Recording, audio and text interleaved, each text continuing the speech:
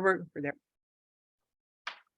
There we go. All right, super. Thank you very much. Good afternoon, everyone, and welcome to the December 15th meeting, special meeting of the Personnel Commission, really our last meeting of 2022. Secretary, would you kindly call the roll? Yes, kindly and happily. Chairperson Goldstein, Present.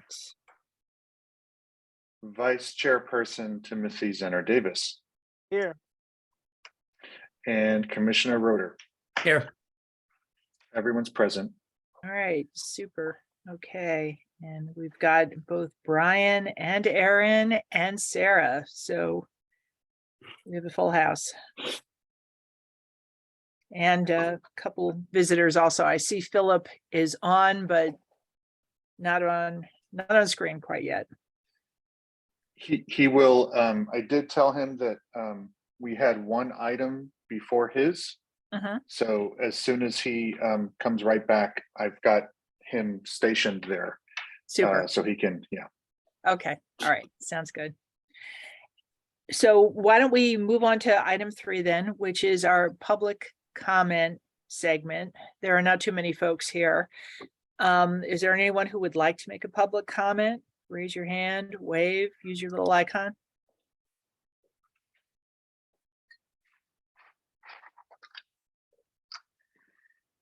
Okay, seeing none, let's move on to item 4, approval and adoption of the agenda. Is there any discussion?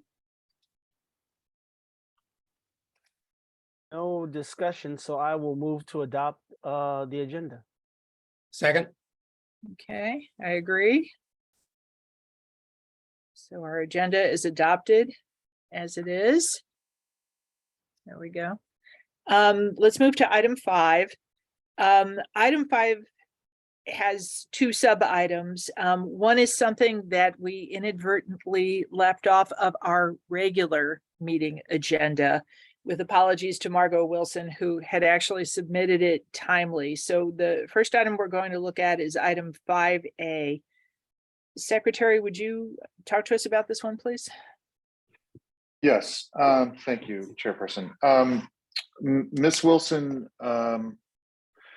was invited to apply for a reclass. This was part of a larger situation that the union had brought to my attention regarding the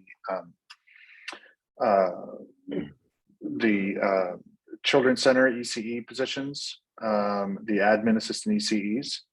And Ms. Wilson is claiming that since Mauda Blanco and Delia Lopez were reclassified, and they were in the same classification that Ms. Wilson currently is in, she should therefore be reclassified. I have not to date received any paperwork for Ms. Wilson. So when Ms. Wilson requested that this be a conference item, I couldn't oblige because there's nothing to conference with. So I don't have any information to be able to provide the commission a recommendation on Ms. Wilson because I've never received anything. So that's all. She's here today to have a discussion item on it. And I believe the union's position, and I'll let them speak for themselves, but the union has a position too. That's why they're here. They strongly believe that Ms. Wilson should be reclassified, whether or not she submitted any paperwork. Okay. So I see Margot has joined us, and I also see Mildred had her hand up first. So Mildred, why don't you go ahead and speak on this one? Good afternoon, everyone. Thank you for allowing us this moment. And for, again, I would like to say that I appreciate you adding Margot to this special meeting and acknowledging the fact that she was accidentally left off the original meeting at the beginning of the month. So I would just to give you a little bit, again, of background. I don't know if you guys remember, because the reason why we asked for this to be a conference item with the action taken is because Margot's agenda request actually speaks for itself, and I think it's enough documentation that the commission can look at to say that, you know, this is what the merit rule states, and this is what should happen. As Secretary Castillo said, again, when there's 4 ECE secretary, or I don't want to say administrative assistant, so it's school administrative assistant 1 ECE, and there's 4 of them: Hopkins, Franklin, King, and Bears. Bears may be slightly different as far as just being in an actual school setting, because Bears office is located at the adult school. But for King, Hopkins, and Franklin, they're all the same. They were going to do a group reclass, but then after Secretary Castillo spoke to Maria Caradero, and she was only supporting 2 of the 4, then it ended up going to individual reclasses. But there is history behind that as far as the relationships between the administrator and the school admins. So after the reclasses were done for Maria and I really don't like to say names, so I'm just going to say for Franklin and Hopkins, according to the, I'm going to read them again because our merit rules states, first, I'm gonna read the education code 45285 reclassification. It says, when all of the positions in a class are reclassed to a higher class, the incumbents of the positions who have been in the class for 2 or more years may be reclassified with their positions by the Personnel Commission. When a portion of the positions within a class are reclassified to a higher class, an incumbent who has continuous employment record of 2 or more years in 1 or more of the positions being reclassified may be reclassified with his or her position as provided by the Personnel Commission rule. In the Alameda County Merit Rules 4804.3 effects of reclassification, it states, when a portion of the positions within a class are reclassified to a higher class, an incumbent who has a continuous employment record of 2 or more years in 1 or more of the positions being reclassified may be reclassified with the positions without examination. An incumbent of the reclassified position for less than 2 years must secure status by qualifying examination unless his or her present class or the examination taken to qualify for the present appointment encompassed to the higher class. Our merit rules. The CSPCA model merit rules 3.8.7, when 1 or more within a class, but not all of positions within that class are reclassified upward, the incumbents in the position who has a continuous employment record of 2 or more years in 1 or more of the positions being reclassified may be reclassified by the Personnel Commission with the position. And then it also states in our merit rules in 30.300.4, when a portion of the positions in a class are reclassified upward, those incumbents with 3 or more years service in 1 or more of the positions being reclassified shall be, which is a very important word, reclassified with their positions. So I've read the ed code, the merit rules, the CSPCA model merit rules, Berkeley merit rules, education code, and they all stand the same, state the same. So again, our position as the union is not understanding why we would want to violate our own merit rules. So Margot's position is that 2 or more people within her classification were reclassified upward. Therefore, whether, and I understand Secretary Castillo's position in feeling that Margot should have done the paperwork as well, but it doesn't say in any of the rules that if the others do paperwork and reclass, that the same person within that class has to do paperwork also. That is not what it states. So again, I'm asking, which I've asked in the previous meeting, that Margot Wilson is reclassed with the others to an administrative assistant too. Thank you. All right. Thank you. I see Frank has his hand up. Why don't we go ahead and unmute Frank, please, so he can speak? Good afternoon, everyone. Yeah, I totally agree with what Mildred just said, and so I won't go over it. You know, everything she just said. And I just wanted, one thing I just want to touch on is it says shall. This is a violation. If you don't put Margot up with the other two, it's a violation of the merit rules. I'm not sure why we would do that, or why the commissioners would do that. And I just would like to throw out a little example. I'm a maintenance engineer, and as a maintenance engineer, we come in and we work. We have two trades below us, and it could be electrical, painting, plumbing, HVAC, and glazers for glass. So each one of those positions have a different job description on top of the general job description. And you know, to be honest with you, I've never seen a job description where everybody does everything in that job description. And you know, I do a lot of things in my job description, but I've been here 7 years and I haven't done everything in my job description. In saying that, there's things that I have done that's not in my job description. And the reason why I'm saying this is I'm not sure why you would not promote Margot, or I'm not sure why. So, but I'm going down this road. You know, it bothers me because not only are you going against the merit rules here, but we're also doing a reclass. Well, somehow he got muted. Can we fix that? No, I got a phone call. I apologize. Oh, okay.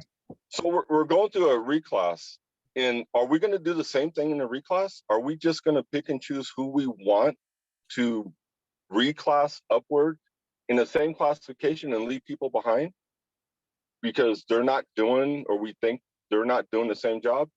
I'm a maintenance engineer. I don't do the same thing as the person next to me that I work with, and so on and so on.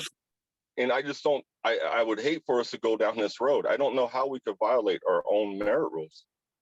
And this is a clear violation. We can't pick and choose who we're going to bring up or not when it clearly states they shall also be promoted. Again, we don't, not everybody does everything in each classification. You know, their job description, I'm sorry. They don't do the complete job description. They probably do most of it, but I'm not sure what's holding this up, why Margot isn't being promoted. And thank you. All right, thank you. Thank you. Margot, do you want to speak, or are the others speaking for you? We might have to unmute Margot to hear her answer. Or if you want to speak, I'll extend the invitation. Use your icon, raise your hand if you'd like to speak. There we go. Thank you. Thank you. Yeah, I kind of missed the beginning of Charlie's statement, but I'm really not happy.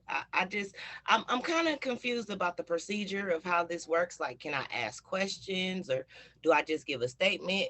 Because it really is confusing as to the reasoning or the authority that's being used to even deny this. And I don't know if it's even, I'm kind of just flabbergasted. Everything they said is exactly what everything says. I don't want to be repetitive. We've said it like over 3 meetings, the same thing. We've all read the ed code. We're going through the merit rules with these special meetings. I've been to a few, so I know we're holding up ed code to match it with the personnel rules, to match it with the model merit rules. So I'm just kind of confused as to how this line is being drawn and what authority is given to draw this line. I don't know if I'm in a I need to defend myself situation, or if I am just giving information for a decision, or if it's hard to defend when you don't know what the reason is that you're being denied. It's kind of a judgment call, it feels like. I have found nowhere in the rules that gives this type of authority. And it's really scary for me, and it's very, I don't even know the words for it. But with that being said, I would like to hear the discussion about it so I know what to even defend. At this point, I'm kind of like, I don't even know. It's not a request. It's a rule. It's a regulation. It's clearly written. It's been there for a long time. It's not like we're just, picking this up from somewhere. So I personally, I don't know how the procedure goes. I've kind of been asking about procedure and protocol for a while, and I'm not really getting any answers from Mr. Charlie, but that would be something I would like clarity on. I know that I've been trying to do some research on the Brown Act because that's quoted a lot. And I don't see anywhere in there that has these standards that are being, I guess, pushed on me or on my situation. If someone can maybe tell me what I need to defend, that might help me, because it's really, just to be honest, it's starting to feel personal. And if I need to back that up with information, I can do that. But I don't want to waste your time with things we don't need to talk about. But I do have evidence for a lot of this being kind of personal, and this being a judgment call, and this not being the first time. This is not the first time we've discussed this position. And at the time, I asked for a transfer into that position when it was open, and he told me no. But now he's saying that they're equivalent enough to be, I should be in the position. Well, at least my cohorts, my co-workers should be, but not me. I would like to hear the reasoning behind why it's not being, I don't feel like I should be on the defense. It's kind of what I'm saying. I feel like I'm within the law, I'm within the standard. I fit all of the requirements, and I would like to hear from whomever is supposed to make this decision as to why it's not being done, so I can defend that. I'm kind of just, spitballing right now. So if I can get an opportunity after the discussion, or if there's any questions or anything, I would like to be able to talk after, so I can see what am I defending? I'm kind of confused, actually, and I feel at a loss. But thank you guys very much for even, listening to me, but I appreciate it. I have faith, so thank you. All right, thank you. Thank you for the comment. Before I go back to Secretary Castillo and the other commissioners, is there anyone else who wants to speak on this?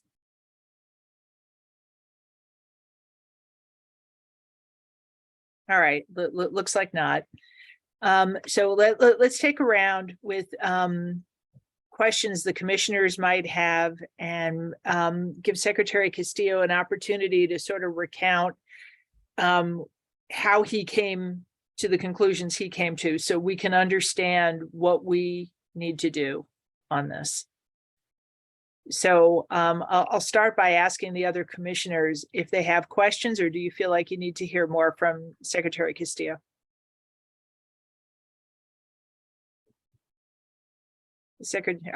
Commissioner Roeder. First off, I find this quite confusing to begin with. And secondly, I think to one of Ms. Wilson's points, speaking for myself and probably for my other commissioners, I would say we and I want to do what's right. That's my goal in this whole thing, is because, needless to say, I don't know about the other commissioners, but I don't know any of the people on a personal level who are involved. So there's nothing for me that's that's personal as to this. So I'll tell you what I'm finding confusing for starters.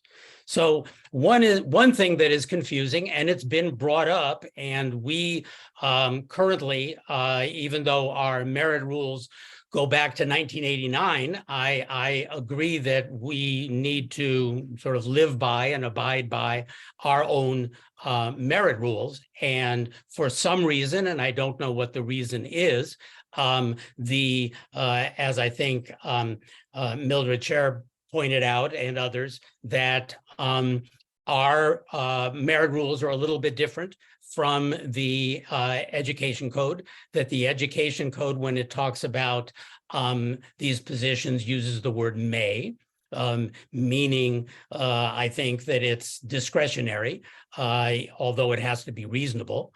Can't be arbitrary, certainly can't be discriminatory, but it would be discretionary using the word may. Shall, to my mind, says it's not discretionary. If the requirements are met, this is to be done.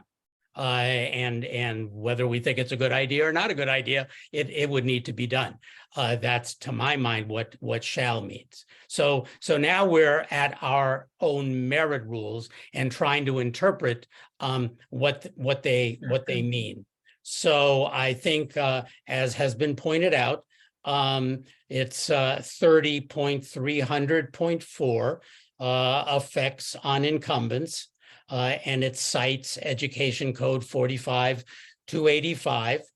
And we're dealing with subsections B1 and B2.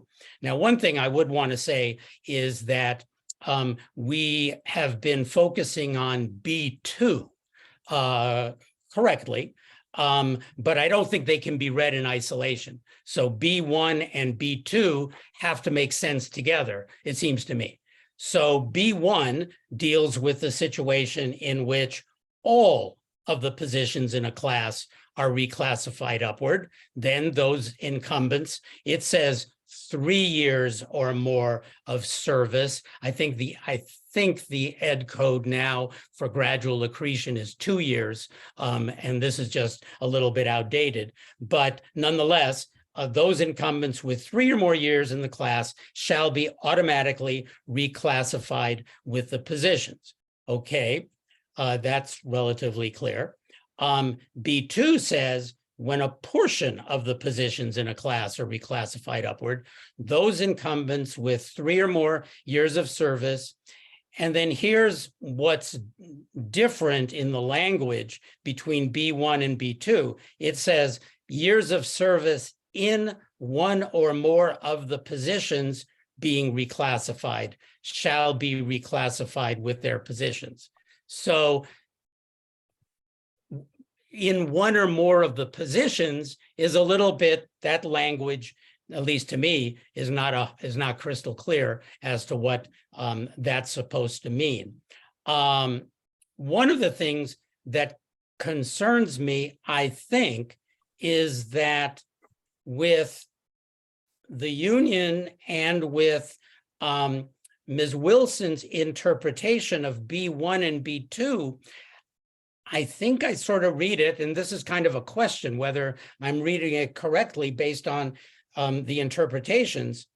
B1 deals with all the positions, and if all the positions are reclassified, then everybody with 3 or more years gets automatically reclassified. Okay, then B2, if I'm understanding the interpretation, it's, well, if a portion of the employees in the classification are reclassified, then all the people with 3 or more years get reclassified.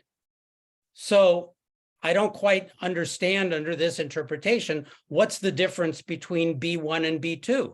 If B1 says, if everybody gets reclassified, then everybody with 3 or more years gets reclassified. B2 says, if a portion of the people in the position get reclassified, then all the people get reclassified as well, if they have 3 or more years. So that strikes me as B1 and B2 are synonymous. And if that's the case, then at least one of them is superfluous, and you don't interpret rules and regulations to make one section superfluous by interpreting another. So that's one thing. And then the last point, and this is a little bit to Frank's point, and I understand Mr. Hernandez's point about maintenance engineers and there's painters and there's glaziers and there's others, and they do somewhat different tasks, and not everybody does everything. But I was sort of thinking of kind of a real world scenario where, let's just say you've got custodians, and I'm going to make up the numbers, but let's say you have 40 custodians in the district, and they work in all the different sites. And let's just say in one site, you have 3 custodians, and because of the special, the special circumstances or the special architecture of that site, those 3 employees, those 3 custodians are doing work over and above their classification. And so they request a reclassification, and the Personnel Commission decides, yes, they're entitled to it. They need to go to, let's say, custodian 2, because they're doing, because of the nature of their work, they're just doing that much more work, which all the other custodians, what did I, my example, 37 other custodians don't do. Is the interpretation of this rule that if 3 custodian 1s get reclassified to custodian 2, then all 37 other custodians who don't do the work that gave rise to the reclassification for custodian 2, for the 3, they also automatically get reclassified? Just that kind of doesn't make all that much sense to me. So those are probably more head scratching type questions that I have, rather than having a firm opinion about it. And thank you, Madam Chairperson. Thank you. And I appreciate you're picking apart the ed code on that, which is sometimes hard to interpret. And, I've got to believe B1 and B2 are meant for different cases, but the drafting is not great here. I see that Commissioner Representative Davis had his hand up next. So why don't we go ahead and listen to your comments? Yeah, well, it was on the same lines of Izzy's example. And correct me if I'm wrong, didn't the reclassification come about because there were 2 folks who were doing work that they believed deserved the reclassification? And at looking at it, it was, I think this is going back to what Mildred was saying, that perhaps everyone looked at what they were doing and everyone kind of asked for the reclassification then that way, because I think that reclassification then triggers kind of an investigation, for lack of a better word, into what everyone is doing. And if folks are doing things outside of their or above their outside of their classification and call for reclassification, then hopefully everyone, if everyone's doing the same work, would get that reclassification. But it was to determine what everyone was doing, because I have to say, I agree with Izzy, especially when we talk about equity. If you have 3 custodians out of 40, and they're doing work above and beyond what the other 37 are doing, and they get a reclassification, but then you give a reclassification to those other 37 who aren't doing the same work, I don't see how that works out. That absolutely does not make sense to me. And so I guess my question is there a question about the duties that everyone is doing in this role. And because it seems to me that even looking at the merit rule, I think the minimum of what, the minimum is 3 years, right? 3 years. If everyone's doing the same work, if they've been in that role for 3 years, then yeah, they got to get that reclassification. And that's just kind of the ground floor minimum. But now I think that what we were talking about in terms of this particular role is talking about more about what people are doing, not how long they've been in the position, but what they're doing. Am I correct about that, or am I off base? I can answer, Chairperson, if I may. Thank you. Yeah, I muted myself there and thank you for. I think, Vice Chairperson, it's not the information, it is the absence of information. There, you have a situation in which all 4 employees, through their union rep, were invited to participate in a process. And, I'd like to remind everyone that this has to be fact-based. I've only spoken to Ms. Wilson once. I don't know her, so I don't know why it would be personal. I don't know her at all. But Ms. Wilson, like the other 3 employees, had the opportunity to submit paperwork. And it should be noted that as the executive director, if I'm going to make a recommendation to the commission, which is the process, I have to demonstrate fundamentally a reclassification is a correction. And I need facts to support that recommendation. If I don't have information, I cannot make a recommendation. And Ms. Wilson was repeatedly asked to submit an application, not just by me, but by her union rep as well, by Mildred. So unfortunately, Commissioner, I don't have any information to give you. I was deprived the ability to make the analysis or make a case one way or the other. I mean, the absence of information leaves me without an opinion, therefore with no recommendation. But I do know that 2 of the 4 submitted, and we spent time doing the analysis for them. So that's why they were pushed forward and Ms. Wilson wasn't.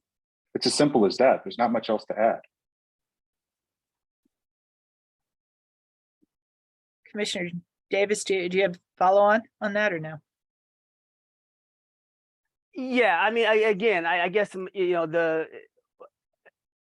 I guess my question still is the purpose of this reclassification was that there were folks in this role who said they were doing work that was beyond what the classification was, and therefore they wanted a reclassification. Am I correct about that, Charlie? That's what initiated all of this. Yeah, no, Tim, what the genesis of this started with Mildred bringing to my attention that she was concerned that there were 4 employees working at the Children's Center sites who were working beyond their classification. And initially, I approached it with looking at all 4. But after we went through the process, after talking to Maria, after doing some analysis, 2 of the 4 employees submitted documentation and engaged in the process. Got it. Okay, thank you. You're welcome. All right. Let's go on. I think in order, I saw Mildred, then Frank, then Margot's hands. So we'll go in that order. Thank you. So I want to try to give some information that can answer Commissioner Roeder's questions, as well as answer Commissioner Davis' concern, and to continue where Charlie started, because there's something that's extremely important. So what Charlie just stated, Secretary Costello just stated, was that, yes, I brought it to his attention, looking at all 4 of the school admin assistants' duties and what they were all doing. I met with all 4 of them together.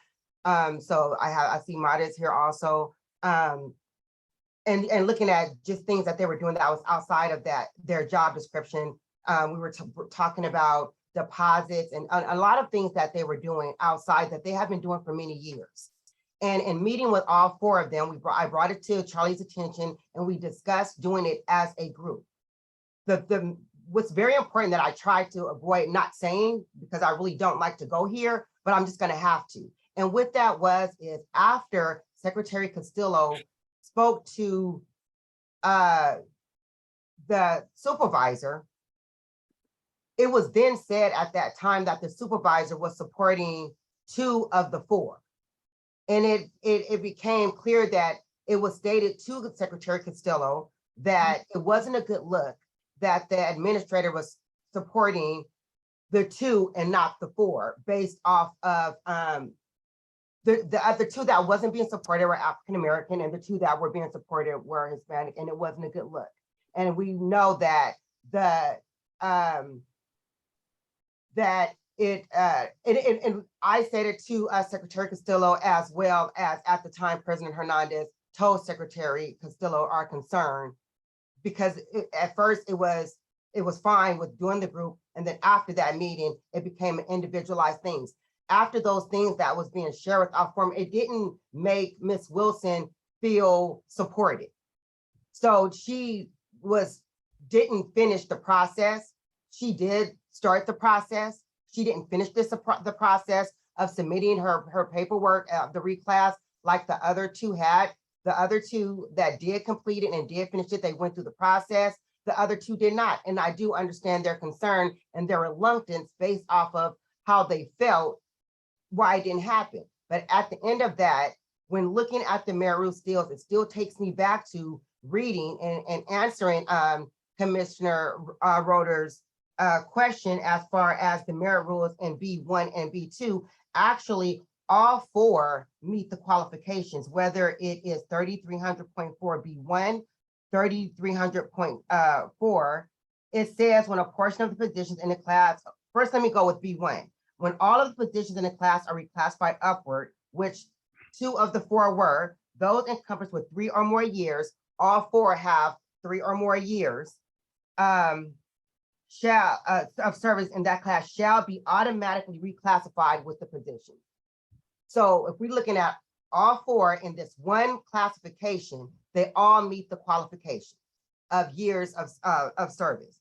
When a portion of the positions in the class are reclassified upward, those encompassed with 3 or more years service in one or more of the positions being reclassified shall be reclassified with their position. Again, all 4 school administrative assistants, ECE, meet the qualifications, whether we're reading B1 and B2. So to answer Commissioner Davis's question concerning, I'm sorry, is there, let me see, I think I didn't write, sorry, Commissioner Davis, I didn't finish your question in a whole, but in saying that all 4 have the same classification, and if like Frank said earlier, Mr. Hernandez, it could be 1 or 2, maybe 3 duties within each one of their job their job description that may be different, but they're all the same. The only thing I can say that's different with the 4 is that 1 of the 4 is not at a preschool. It's not at a school like Hopkins, King, and Franklin.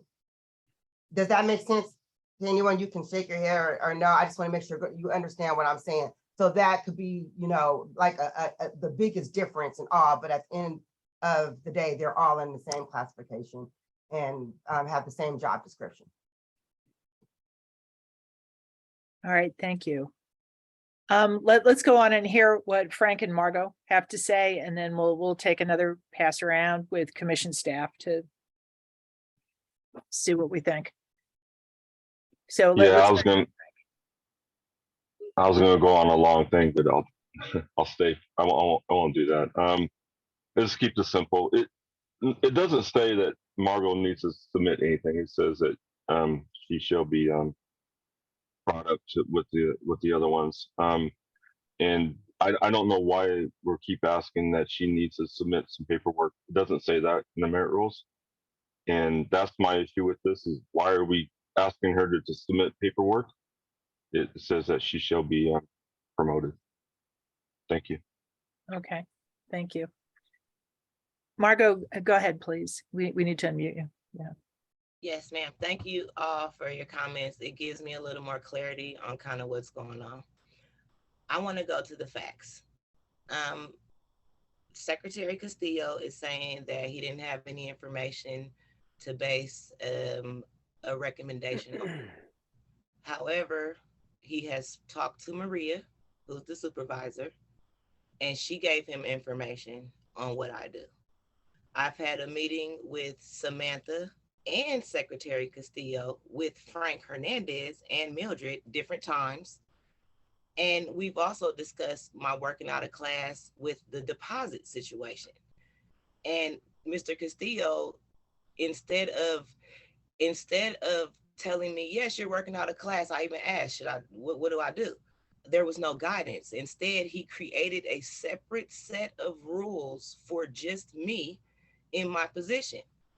And that's where I go with the personalness. One more fact. In the Personnel Commission meeting agenda from 10-6, Mr. Castillo states, however, there were duties that were clearly not in the ECE job description, such as, and I can read every bullet point. There's 8 bullet points. And this is in reference to Mara and Delia, in reference to their decision. However, with his investigation, which he is charged with doing, Maria, I'm sure she vouched for some of these things that I do. When he talked to Josh and Aaron, we've all talked. There's been many pieces of information given to him about what I do and what work I perform in my duties. Another thing, with the relationship of whatever kind, which, like I say, it wasn't the greatest with the supervisor. With that being said, with that relationship, it actually turned into, I'm sorry, that's actually Maria calling me now. So I'm sorry, let me just put the voicemail real quick. Mara, can you tell Maria I'm on this meeting, please? Thank you. With that being said, I've been in this position since I've been permanent since 2014. I've been in a position since, I believe, 2012. At that time, up until I would say, well, I'll just say over 3 years, we were all doing exactly the same thing, and that's for sure. So really what I'm trying to say is, mathematically, I have been doing the position, even if like we say, there's certain variances and certain differences in how we do it, or what we do, or who the supervisor assigns to do certain things, and who they take certain things away from as far as responsibilities, which is something that's verified through Samantha, because we just had a meeting with Samantha about this. So there's a lot of information I feel is purposely not being gathered.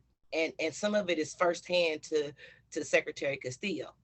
I'll also go to the numerator denominator kind of example with 37 or 3 out of 37. Yeah, I understand, and that makes sense. But when it's 2 out of 4, it kind of changes the dynamic a little bit. Especially when it's 1 out of 3, the numbers, when they're smaller, it's a different picture. With a big picture, a big set of numbers, I can kind of see the point on that.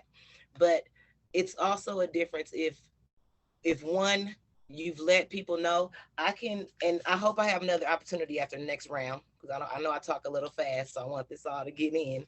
But I have a full exchange with Secretary Castillo about me working out of class and about the transfer into this specific position, which is so ironic. And I was told no. So it's like I say, it's really confusing to me, but I will go with Ed Code, which is a little less stringent on some parts, and our merit rules are a little more specific on some parts. But either way, I qualify. There's nowhere, and I would like some clarity still on the authority to add these arbitrary requirements, because that is a little scary, that someone can just say, for example, in the little piece I heard about, it can't be put on for action because I didn't submit documents. Well, I submitted my forgotten agenda request the beginning of, I believe it was November or December. I'd have to look to be sure. And for me to get no reply, not even an acknowledgement of receipt, and then to say you forgot it and not even give me guidance to say, oh, this is the second agenda request you've put in for action, and it doesn't qualify for action because you didn't submit any documentation and maybe tell me what documents I need to submit. It's kind of a rigged situation. It would have been very easy. I thought a document is any piece of paper. That's a document if we want to be specific. And I submitted that. My agenda request is a document. It's able to be reviewed. Ed code and our merit rules are within everyone's privy. I need to resubmit them to have them considered. It really is, it's not making a lot of sense to me. So that guidance, which is required, you're supposed to be guiding us, the classified. We don't do this work every day. I don't even know the procedure here. I'm hoping I'm not out of turn or too long, but please let me know. But there should be some transparency in this, because this is why it feels personal, because it feels arbitrary and it feels like a war of attrition. Like they're just trying to wear me down. This has been going on longer than this first agenda request. This has been talked about. We've had meetings. So there is plenty of investigatory information that Mr. Castillo does have on this situation, on my job duties. There's plenty. So I kind of take offense to the, I don't know, I have nothing to make a recommendation on. That's a little just not so fair. It's not such a fair statement. I'll wait for my next turn. I don't want to overflow with too much. All right, thank you. Let me go back to my fellow commissioners. Do you have other questions or thoughts here before we talk about what we've heard and what we might want to do? Commissioner Roeder? Sure, a couple of thoughts, and thank you. I want to thank Mildred and Frank and Margot for trying to help us understand what these rules actually mean. So to address a couple of them, I think Margot's point is well taken about the numerator, and that smaller groups do have, a different impact. But again, what we have to remember is we're trying to interpret and understand what these basically two rules, B1 and B2, actually mean. And from that standpoint, I'm not 100% sure that whether it's 40 people or 4 people, from a matter of interpretation, makes that big a difference. So that's one, but that I think is a relatively minor point. What I do want to point out, I think it's probably fairly obvious, but is that, and this is to some extent to Frank's point about the maintenance engineer, the functions of the positions, and in this case, 4 positions, the functions of those positions do not, in my estimation, need to be identical for there to be a reclassification of all the positions. As Frank was saying, that in the maintenance engineer category or classification, you could be a glazier and you could warrant a higher classification, or you could be a painter and you could warrant that same higher classification, even though what you're doing, one is glazing, one is painting, aren't the same things, but nonetheless, they are substantially similar enough to warrant reclassification. So I think I am hearing from Margot that the job duties that she performs, and this may apply also to the fourth employee, whose name I don't know, but for the fourth employee, that all four of their job duties are substantially similar enough to warrant reclassification. If that's the case, you know, frankly, we probably should have just reclassified all of them. And I know, I remember I had a conversation with Mildred at the time at the meeting about, you know, why aren't we doing all of them? And maybe we should be doing, and there were reasons. And now Mildred has expressed some of the reasons for the hesitancy of doing all of them. But if the job duties, even though they're not identical, are substantially similar enough to warrant reclassification for all of them, then I would have, you know, personally no hesitancy in reclassifying all of them. And then my last point, which I guess is for Mildred, I lost it on my iPad here, but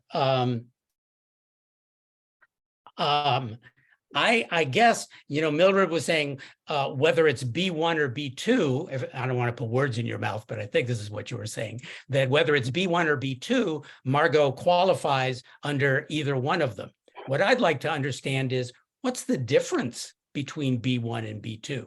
You know, it's two different subsections, but under the interpretation that's being presented, I don't see the difference between those two subsections, and there must be some difference between them, or there wouldn't be two of them.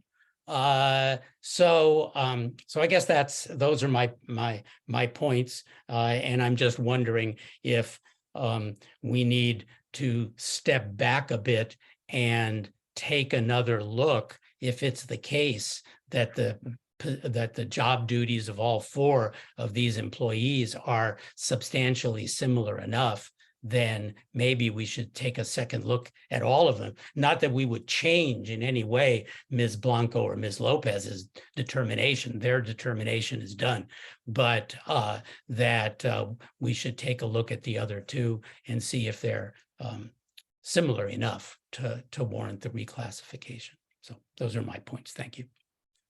Thank you. Commissioner Zenner Davis. Yeah, I'm a little frustrated. And I'm going to tell you why. When we were originally discussing this, I know that I asked several times, why had Ms. Wilson not submitted the paperwork that the other two people did? What I got was, we don't know. We don't know. We don't know. Discussion. I came back. Does anybody know why Miss Wilson has not submitted? We don't know. We don't know. Everybody was offered it. We don't know. I don't have a problem with what Izzy said, but what I do have a problem with was when I asked that question specifically, I got nothing. Then a few weeks after we had already gone through the process, already approved the other two people, then all of a sudden we're having this merit rule discussion. This would have been a great discussion to have when I originally posed that question. If that was the reason. Well, Ms. Wilson believes that because she's been in this role for this long, she believes she shouldn't have to put in any paperwork. And therefore, we're requesting that you do what you're asking us to do now. I think that was unfair to Ms. Wilson. Because again, if that would have been the argument that was being made at the time, then we could have stepped back and we could have had a broader conversation and not maybe gone through with the other two people, maybe then went back and looked at this in its entirety. So again, I have no problems with what Izzy is saying, but I am frustrated that when I tried to figure out, or when I was questioning why of the four people, this one person was not putting in the paperwork, I got a whole lot of, shrugging and I don't know. And then only to come back now and make this issue, that's very frustrating. And like I said, not only is it frustrating to me, it's frustrating to Ms. Wilson. And I think it's unfair to Ms. Wilson, because had these arguments been made at the time that we were discussing it, then we maybe would have been able to start having the discussion that we're having now back then. So I am complete. All right, thank you. I'd like to make some comments too. I see Margot and Mildred have their hands up, and what I'm going to ask is that you keep your comments fairly brief so that we can start to chart a path forward on this. So I'll reserve my comments for a minute. I think I saw Margot's hand up first. So we'll go Margot and then Mildred, please. I appreciate that, Mr. Timothy. That is completely how I feel. I think that I do want to give I don't know who was giving the I don't knows. I wasn't in the meeting, but we'll just be honest and say it's a very sensitive situation that's gone to heights about the supervision in my department. And I would like to call for some kind of investigation. I don't know the procedures and protocols, but that's one thing. But thank you for recognizing that, because it's very unfair to me. And then for Mr. Izzy, I would say I think that because our merit rules are so outdated, that if we refer to the ed code that it references, they kind of spell it out a little bit more about all the positions versus a portion of the positions, but it's in section A of that code.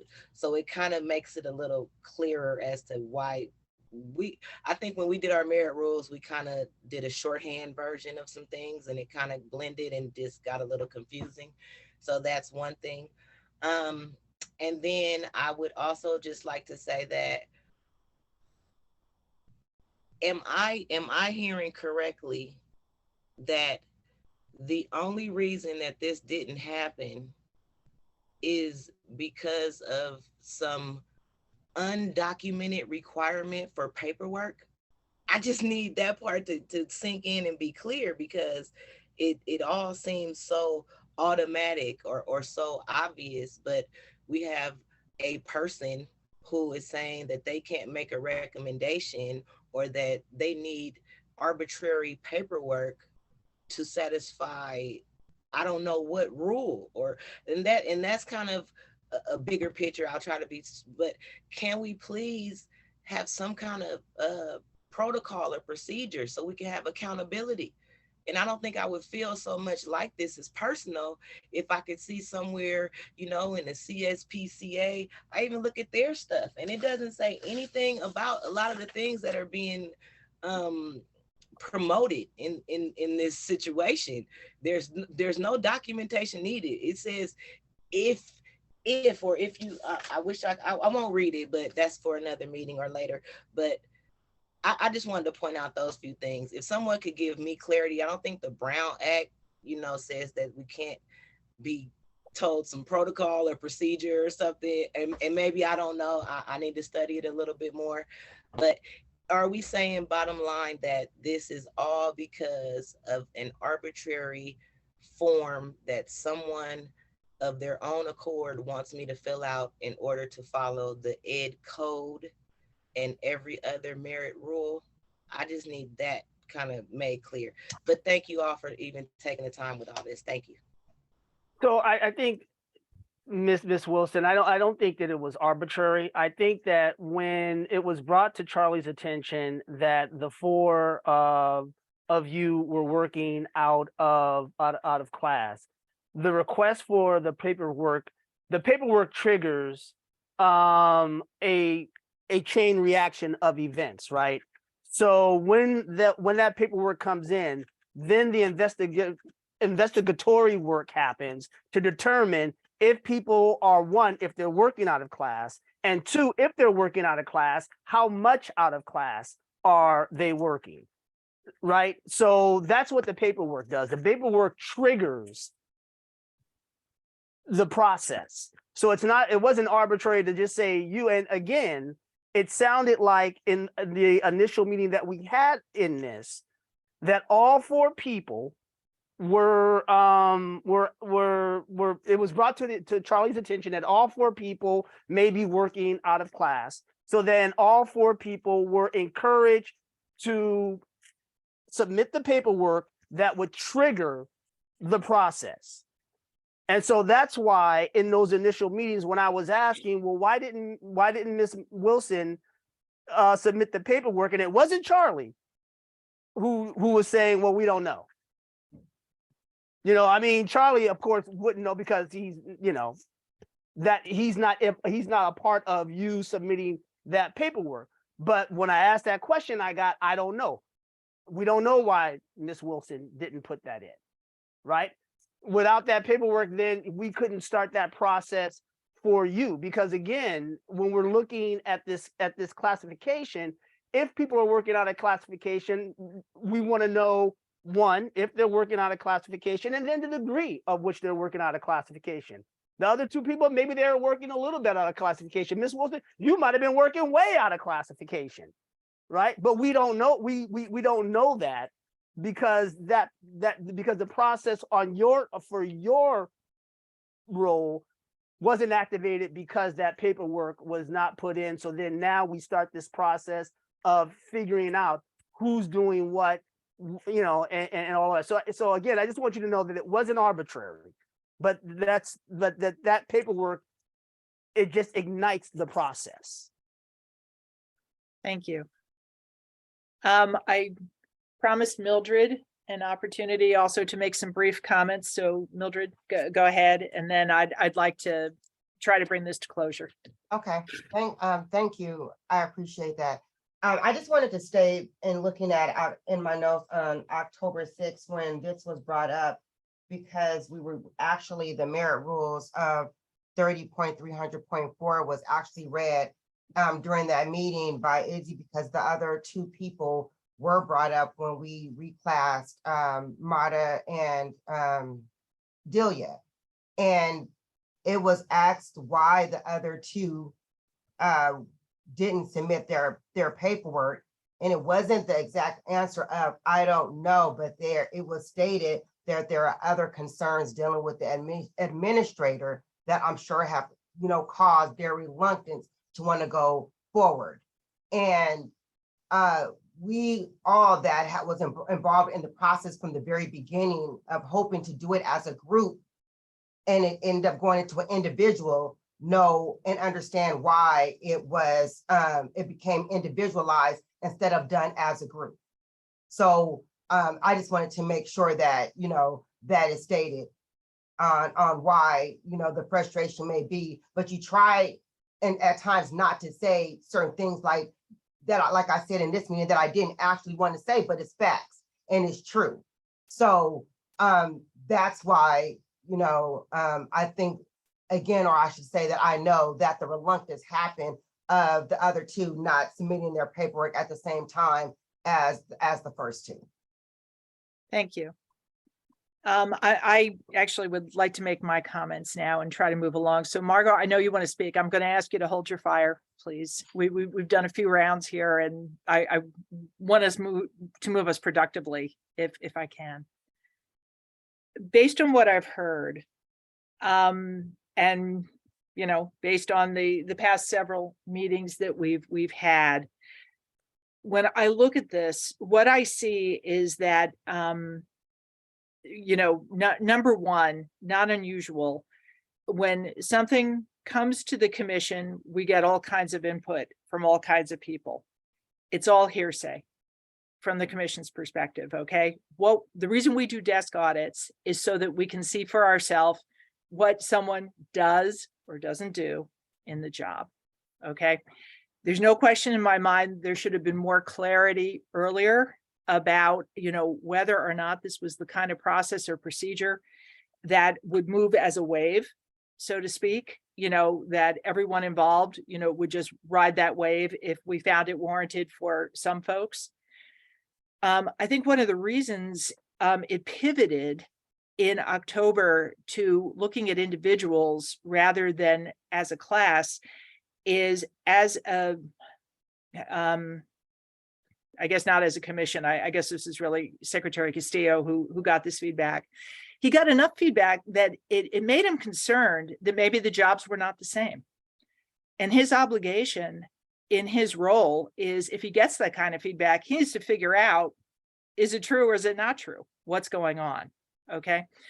So the mechanism that we use for that is a desk audit. Okay.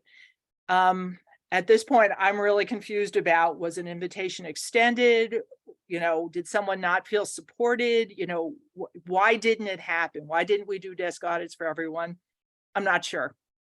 I think we should. I think that's the way we figure our way out through this. There are two folks who did take desk audits, and there are two folks who didn't. And I think probably the fairest way to figure out what's going on here is to revisit the two people who didn't have the desk audits. And, let's collect the facts in person, no hearsay, real with our own eyes to understand, are these jobs substantially the same or are they not? And that shouldn't be a complicated process. So that's actually what I would like to suggest that we do here. Okay. A good test that I use is when someone comes to me who's in a position of authority, like the superintendent, or someone who sits on the school board and says, so why did you guys do what you did? Or a parent who comes to me, as happened earlier today, and asked on a different topic, so why did you all do what you did? We need a credible explanation. We need to make sure we are grounding what we're doing in real fact finding. And if we messed up earlier on in the process and introduced a delay, this is our bad, and I want us to learn from it. And that said, I think the right way for us to make this right is to go ahead and do the desk audit for Margot, the way we did it for the two others who have been reclassed. And forgive me, I've totally forgotten who the fourth person is here, but we ought to extend that to that other person as well. Ashley Stepson. Okay, Ashley. So what I'd like to do is ask the other commissioners, what do you think? Do you have a better idea? Or, how do we move forward? Commissioner Roeder, go ahead. I totally agree with your suggestion, Chairperson. Appreciate Yeah, that. I'm on board. Appreciate that.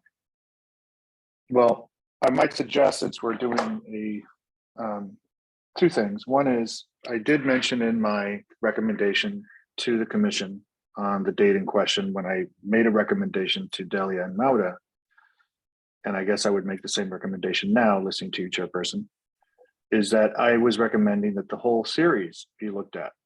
And we are doing a class and comp.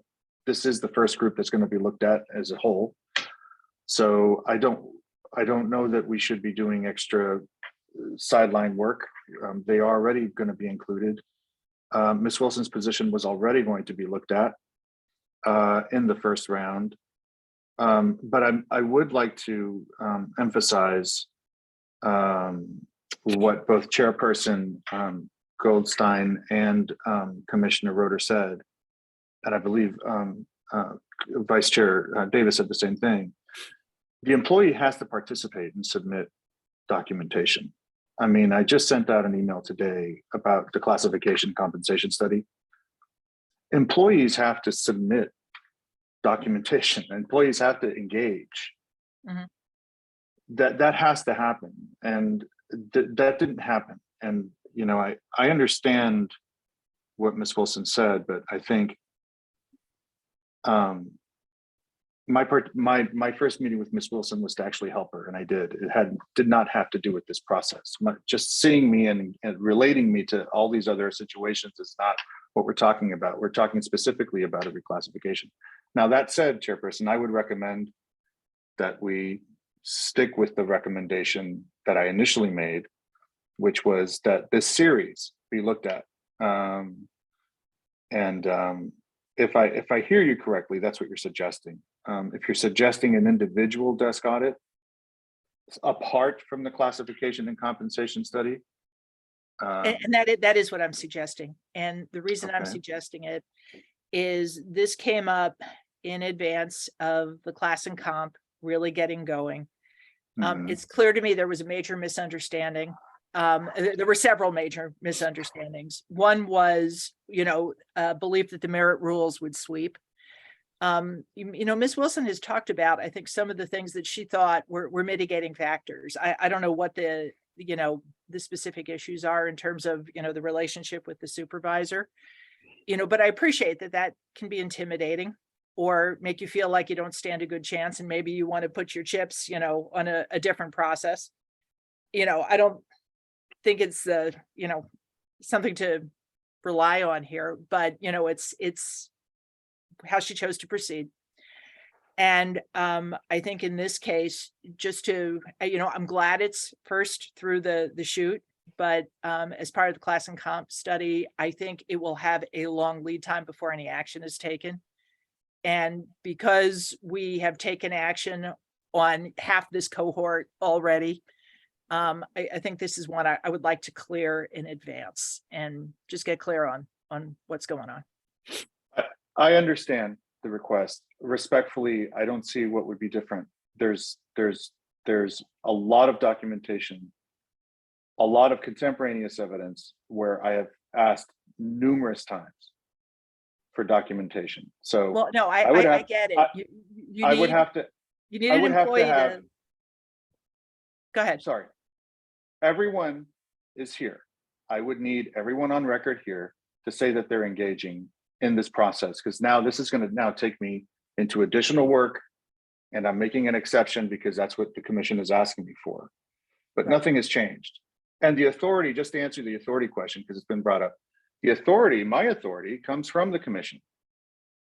So it's not arbitrary. It is fact-based and it's a recommendation. And Totally. in regards to the first question will again be to the supervisor. And if the supervisor is saying that Ms. Wilson's not doing the work and there's no evidence that can be provided by Ms. Wilson to contradict that, this could be a short desk audit. Very well So- appreciated. And I think that is understood. Okay, right? It takes two to engage. For whatever reasons, it didn't happen before. This is a do-over. And, if half the group doesn't want the do-over, we won't have it. But from the commission side, I think that I think it's the right thing to do. So I'm going to ask, I see Margot, Monica, and Frank all have their hands up. I would like to close this issue before 4:30. So we'll do the last round of comments from each of you, and then I'm going to ask the commissioners to vote on a motion.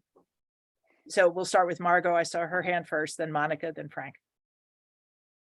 Okay, I'll make it quick. On 10/6/22, on page 18, it says that there was an interview, and I don't know if that's what a desk audit is. I know the words are kind of used and not really defined on what those are, but I don't know what a desk audit is. I've never been asked about a desk audit.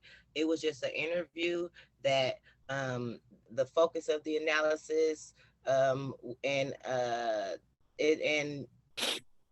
it was corroborated by the site administrator on 2 separate occasions. So I say that to lead to, clearly there was a process started as far as investigating my claims, even without the paperwork, because he's the one saying that the supervisor told him that I don't do the work. So I don't think that the paperwork triggers the investigation. I think the investigation triggers itself. That's 2. And then my last thing would be, are we saying that as of now, everything that's being described as working out a class in this document after his corroboration and interview, are all of those things not, are they supposed to be put on a timesheet? Or, because this has been for years. I've been doing this for a long time, and there have been plenty of evidence given by other people. But I mean, if we can get into that on a separate one, because I don't feel like it's really being fairly represented in this particular. I know we're doing small time, and I'll let you guys go, but there's clearly already been a semi investigation because we were just told that it was not corroborated for me. So I don't think the paperwork triggers the investigation. And can somebody please tell me what a desk audit is? And as far as authority, procedures, and protocol was the other part of the authority part, because I don't know how this is supposed to work when someone can just say something and there's no written or verbalized or agreed upon procedure, except for they say, oh, this is what I want. Oh, this is what I need. Oh, this is what I need you to do. It feels a little unfair. I'll leave it at that. Thank you. All righty, thank you. Let's go ahead next with Monica. Hi, Monica, BCCE. I'm very concerned with the statements that Mr. Castile just made. First, let me say, I appreciate you, Commissioner Goldstein, for stating that you wanted to have a desk audit done. I've stated before about how is it that Mr. Castile can pick and choose when a desk audit is done and when someone has to wait for the comp and class study. And hearing his response right now, it's kind of sounded biased to me, that he's going to go with what the supervisor stated. And that's, to me, is not showing support to the classified staff. So if you guys, as the commissioners, are stating that you want to have desk audits done for everyone in this class, because it was originally stated that it was 4 people, and then he comes back with frustration saying, oh, well, we should just wait until the class and comp study, which we all know, and I know for a fact, because I've been in this district for 24 years now, that class and comp study takes forever. And if you've already upgraded 2, and you're stating that you want him to do a desk audit now, and it just seems like if he's doing it and he's stating, well, it's whatever the supervisor says, it seems to me right now it's not going to be a fair audit. So I really hope that's not the case. And I really hope that we get this issue resolved before the class and comp study, because this has been dragged on for the last several months. But this isn't the first time. And like I said before, I've asked before, how is it that Mr. Castile can pick and choose who gets a desk audit now versus who has to wait for the class and comp study? Because this issue has come up with other employees that wanted to be reclassified, and some were told, oh, you have to wait, but then several have been pushed forward as a reclass right now. So that's all I have to say right now. Thanks. All righty, thank you. And Frank's our last comment. Yeah, I just, yeah, I'm frustrated, and hopefully it won't come out too bad. I'm frustrated. I don't understand how we're rewriting the merit rules in this meeting. It clearly states that she should be promoted along with everyone else. That's what it says. It doesn't say anything else, that the desk audit or anything like that. And I just want to say, I came into this district 7.5 years ago. They were already doing a reclass. No one asked me what my thoughts were. I never got a paper in front of me because it was done years before I got here. But when we got reclass, maintenance engineers, I went out with everybody else. I wasn't left behind because I didn't submit anything. So now I want to ask you, Charlie, this time around, if I don't submit anything, you're telling me I'm going to get left behind, but everybody else is going to get pumped up in class if the maintenance engineers go up in class. If I don't submit anything, I'm going to get left behind. I don't see that in the merit rules. And I'm just really frustrated that we're going this route when it doesn't say that. It says, we went over it 1,000 times what it says. It's clear that she should be promoted. Thank you. All right, thank you. Thank you for the comment. Sometimes the way I know we're in the right place is when everyone is equally unhappy with the outcome. And I know that sounds, I don't mean it to sound flip. Stuff didn't happen right here, and we need to find a fair way to move forward. So what I will say is that before I make a motion, the desk audit that will be done for Ms. Wilson and for Ashley, if Ashley is interested in the desk audit and is wanting to engage in it, will be exactly the same kind of desk audit that was done for the other two people who were in this role. The desk audit is a fact-finding exercise.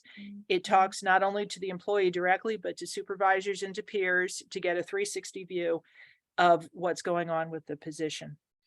With respect to the concern about pick and choose, there comes a time, especially when you're doing a class and comp study, and I dearly hope this one is more expeditious and efficient than the one that I'm aware of that happened in 2012. I know it took a long time to implement. It took too long to implement, and my commitment is that won't happen this time, if I have anything to say about it. But there is a point at which you have to halt things. You have to let the class and comp study run. You have to let them do things. So you do have to draw a line in the sand. Secretary Castillo talks with the commissioners a lot. He talks with us during meetings. He talks with us independently, not in violation of the Brown Act, but he keeps us aware of where things are. We do have to draw a line at some point. The reason I am going to motion that in this particular case, we finish what we started is this started well enough before class and comp was launched. It had a number of irregularities associated with it, and that's why we are treating it differently, to be fair. And my motion is that we, the commission, ask our executive director to conduct a desk audit for Ms. Wilson and for Ashley, if Ashley is interested, so that we can come to closure on what to do with the rest of the cohort that is the ECE support population. That's my motion. Do I have a second?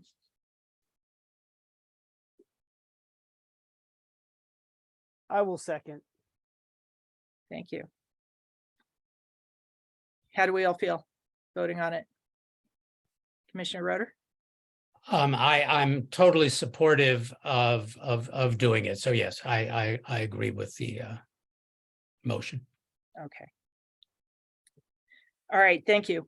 I think that will conclude our discussion of this item 5A.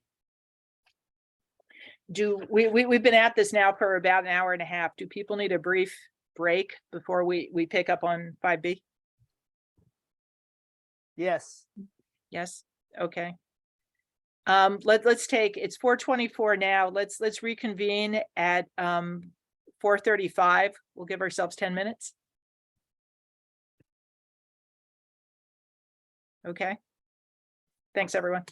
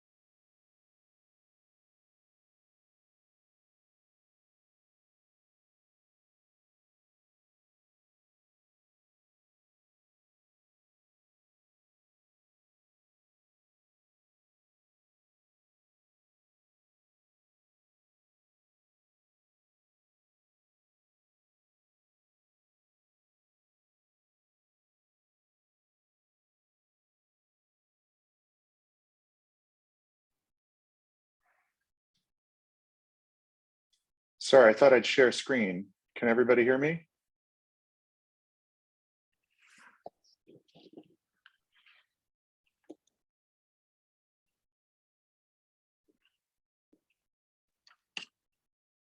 Hi, Charlie.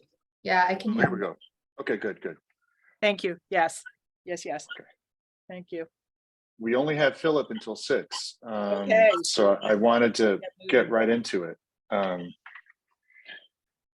Here we go.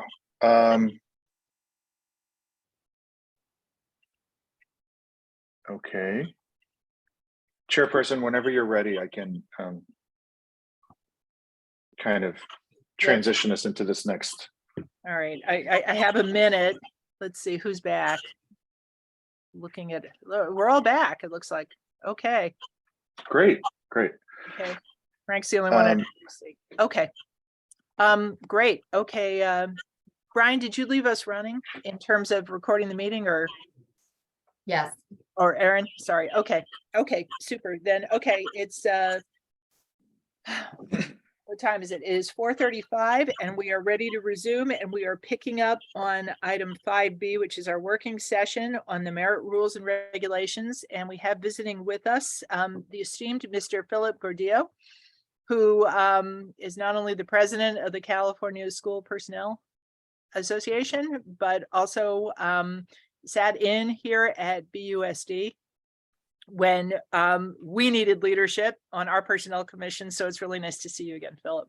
And we are looking forward to posing all our most gnarly questions to you and learning something from your wisdom. Well, good afternoon, Personnel Commissioners. Heidi, Tim, and Izzy, it's so nice to see you again. I've been watching here and there, so I have not been totally disengaged with Berkeley. And of course, I check in with Charlie often to see how things are going. But I understand that you have revisions to your merit rules. And as Charlie put it to me, there were some questions around the lines of authority, especially around maybe the executive director's role, et cetera. So I'll let you open it up for questions. But again, it is nice to see you, and it's nice to be in Berkeley here. And I'm staying tonight, so it's nice to see you all. Oh, super, super.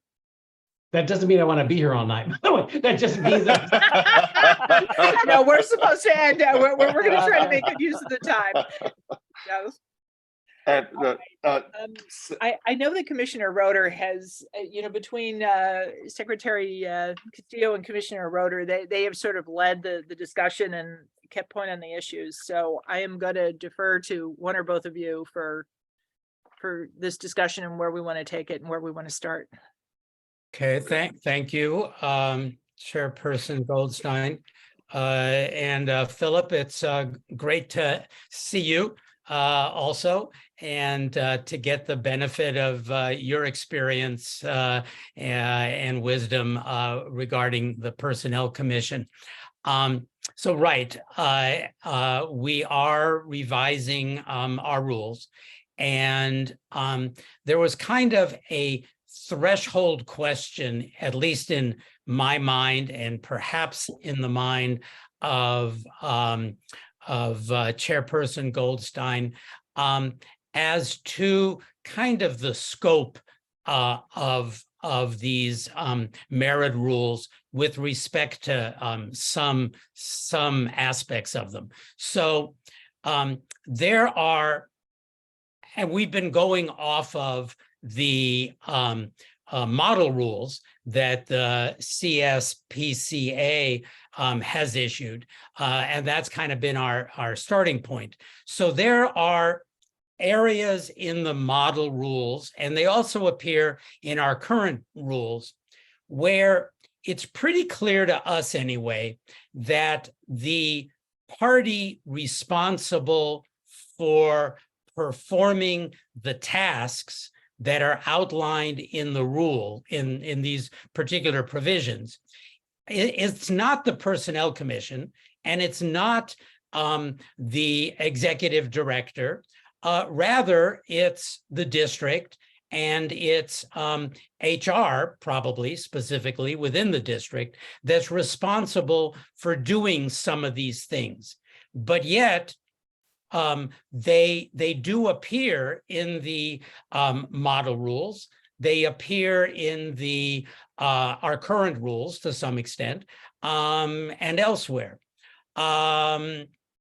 So I'll just give you one example that comes to my mind, and there's lots of others. But for example, in the model rules, there's a lengthy chapter, it's chapter 10, that's called Hours of Employment and Overtime. And so and we recently went over this on the commission. So it goes into work schedules, it goes into the work week, it goes into what constitutes overtime and things like that. And it's all correct. It's all exactly what the Ed Code requires, and the wage orders and other places require. But it's clear that we, the Personnel Commission, has no real supervision over the hours that are worked by an employee and paying that employee for overtime and things like that. So my suggestion, and this is what I wanted to hear from you, Philip, and then from Heidi and Tim and Charlie and others, what they think. Oftentimes, both in the model rules and in the our current rules, that it'll talk about like overtime. What is overtime and what happens if somebody works overtime, but it never says who's responsible for determining these things and supervising them and stuff. And so my thought was that when it comes to these types of sections, we ought to indicate what is the role of HR. Is HR going to be doing this? Is the supervisor of the employee going to be doing something? Is it the executive director of the Personnel Commission? Who's responsible for the task that's in the rule? But I do feel that the rule itself does belong in the rules that we adopt. For one thing, there's a whole listing in the Ed Code in section, I have it written down, 45261, about the subjects of the rules, and lots of these things are within those subjects. So I'll get off my high horse, and I hope that's relatively clear as to what I'm asking. Well, I will do my best, sir. Charlie, did you want to say something? No, sorry. While questions come up, Philip, what I'm going to do is I'm going to go to the section that was just brought up. So here we are on the shared screen, the overtime language that we've been modifying.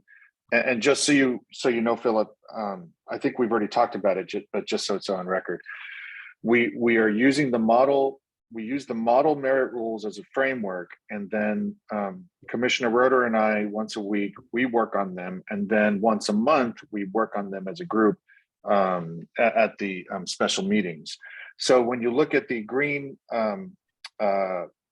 font here, if you look on the right side with the comments, this is language that we've either modified as a group or tried to improve upon.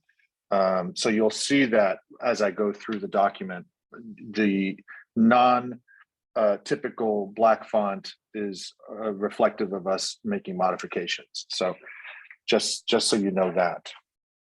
Okay. All right. So commissioners, the model rules that have been published by the association, CSPCA, were created in tandem with a committee of directors. Those directors were either single hatters, meaning that in a role very much like Charlie's, where that position reports only to the Personnel Commission. In some districts, though, I think we've talked about this before, even when I was here, that they could be dual hatters, meaning that they're reporting to both the district as well as the Personnel Commission, or handling the HR functions outside the commission as well as those functions within the commission. And then finally, the other audience is for those districts that may not have a bargaining unit. We do have merit districts that there are no bargaining units. There is no CSEA, there's no AFT, there's no SEIU, where the managers are not organized in the same. I think the supervisors here are organized. So when the rules were put together, and I was not part of this function, it was before I became executive director. George Cole had overseen this function. So the rules I try to cover a wide variety of situations. Not every situation may be pertinent. So we have overtime on the table right now. You're looking at overtime. The overtime provisions are, I'm assuming, are covered in the AFT contract for the classified employees, as far as how overtime works, when they get overtime paid, those provisions. I'm assuming they also follow all the state and federal guidelines. But if they have anything different, which they could negotiate, they can negotiate language that is better than what the normal overtime is. But in this case, if it's in the contract, and the supervisors, I'm assuming, are exempt, so they would not be eligible for overtime, then that's where the language would lie. And there is ed code that does state that where the scope of the item is within the lines of bargaining, that the bargaining agreement takes precedence over the merit rules. But we do have districts where could be staff folks that are not part of AFT.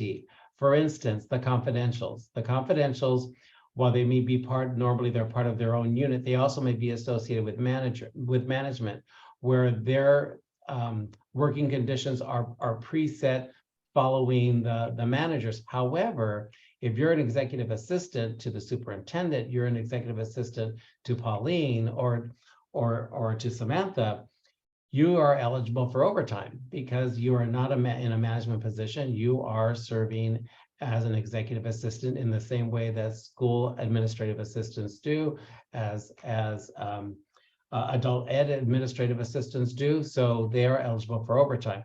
So when you're looking at these rules, you have to identify and modify them to fit your needs. I don't think it hurts, Izzy, to your point, that you would like to see them still remain in the rules. I don't think there's anything wrong with that. However, when you would only go to the rules if it's one of those unrepresented employees, that's the guideline. That would be the guideline, because confidentials are still part of the classified service and they're still part of the merit system. So you have to kind of look at them in that perspective. Does that help? Yes. I was just looking, kind of as a bit of a specific, maybe Charlie could go to it. I'm looking at 9.2.2, which is under employment status. And again, this is just, I'm picking examples. They may very well not be the best example. Well, Izzy, speaking of that section, not too far away, I have a note on 9.1.2 payroll review, where I wrote down just my own notes where we wanted to ask Philip questions. So okay. I'll go to your section first. That was which section? So 9.2.2. 9.2.2. Again, just as an example.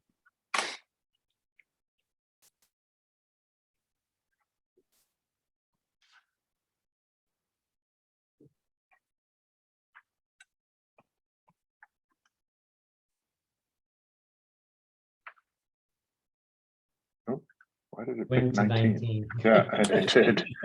There it goes. That's interesting. Oh, here we go. Okay, so here's an example. It says completion of initial probation. And of course, we do have probationary periods in Berkeley.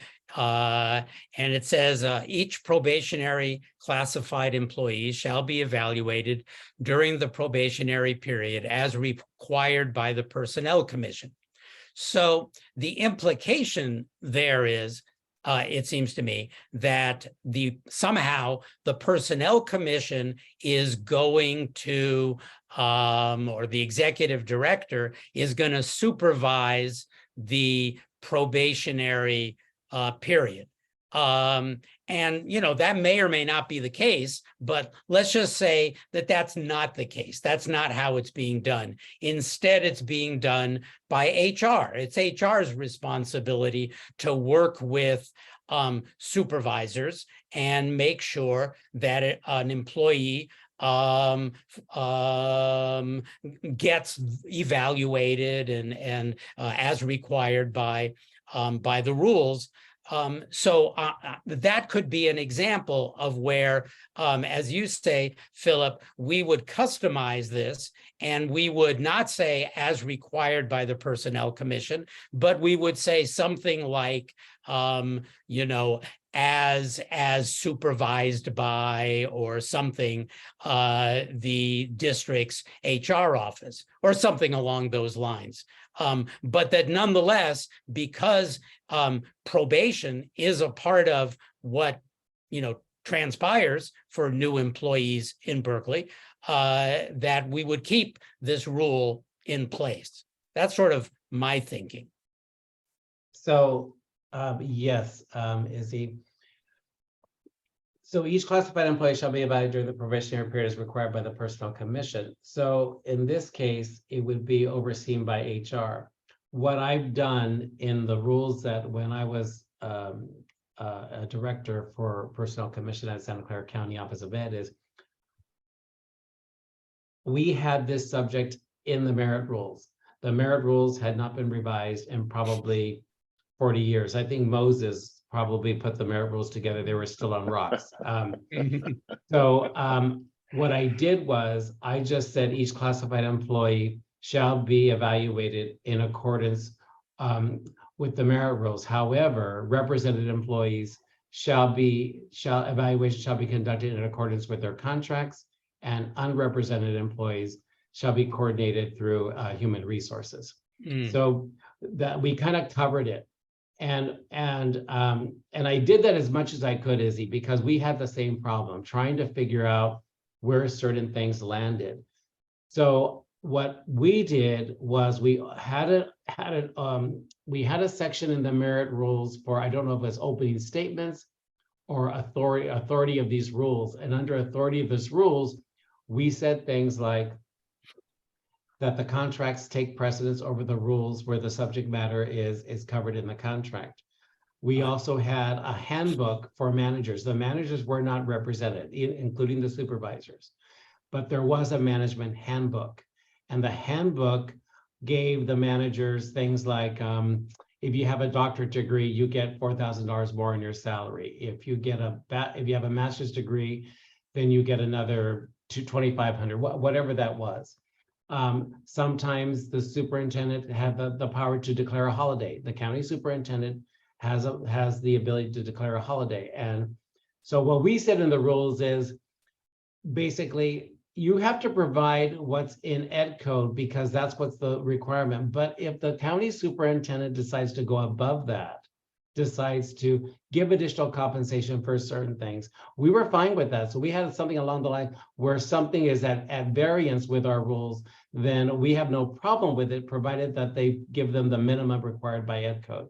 In this case, you're asking about the probationary period. I'm going to assume probationary period is covered in the contract and that it probably says it's coordinated by HR. I'm assuming that the supervisor's contract also has the same language and that it's coordinated by HR. I don't think that it hurts it to have it in the merit rules. I just think it should be clear on where the responsibility is. Does that make sense? Yes, it does. Thank you, Philip. Okay. Appreciate You know what?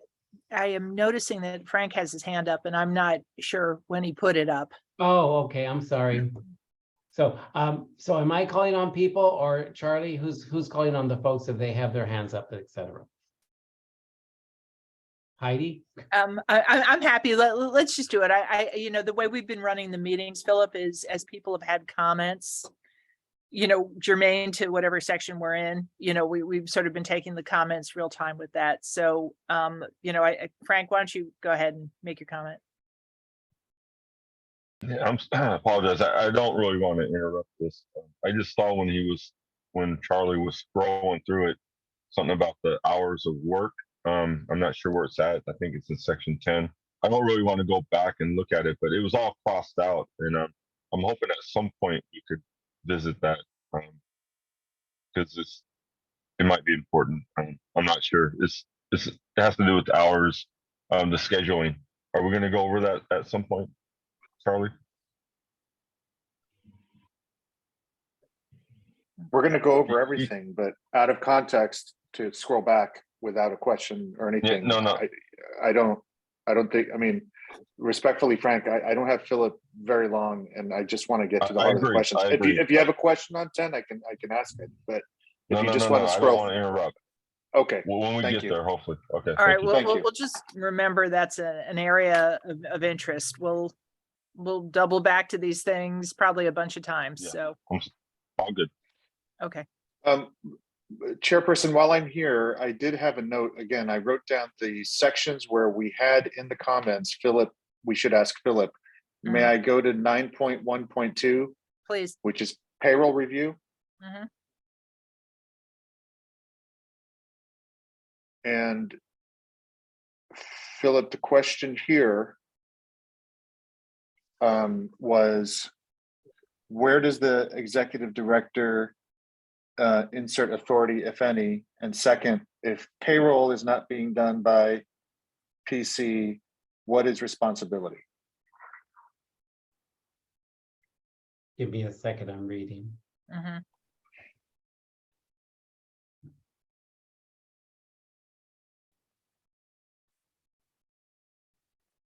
And, maybe I can be a little more clear about what our concern was with this, if I'm Did you know that remembering was your question? Because it is your question. correctly. Yeah. Yeah, good So, memory. Obviously, people scrutinize payroll for all kinds of reasons. We want to make sure we're not paying dead people, cousins and family members who shouldn't be paid, et cetera, et cetera. In a merit district, as you all know, one of the concerns that we have is people who are brought on as temporary employees, and there are ways to bring people on as temporary employees for temporary periods of time, right? Provisional, limited term, et cetera, et cetera. But if we sort of have a longer term concern about how that's going, this seemed like an area of review, because these would be folks, who could be run, through the payroll. 1099 contractors, not so much. I don't think we have visibility to that, although we have that problem as well. So, it was sort of with that in mind, when we looked at payroll review, what we were thinking about. Okay. So there is an education code section, and I'm sorry, I don't have them all memorized, that specifically states that no payroll warrant shall be cut to an individual unless it's signed off by the executive director.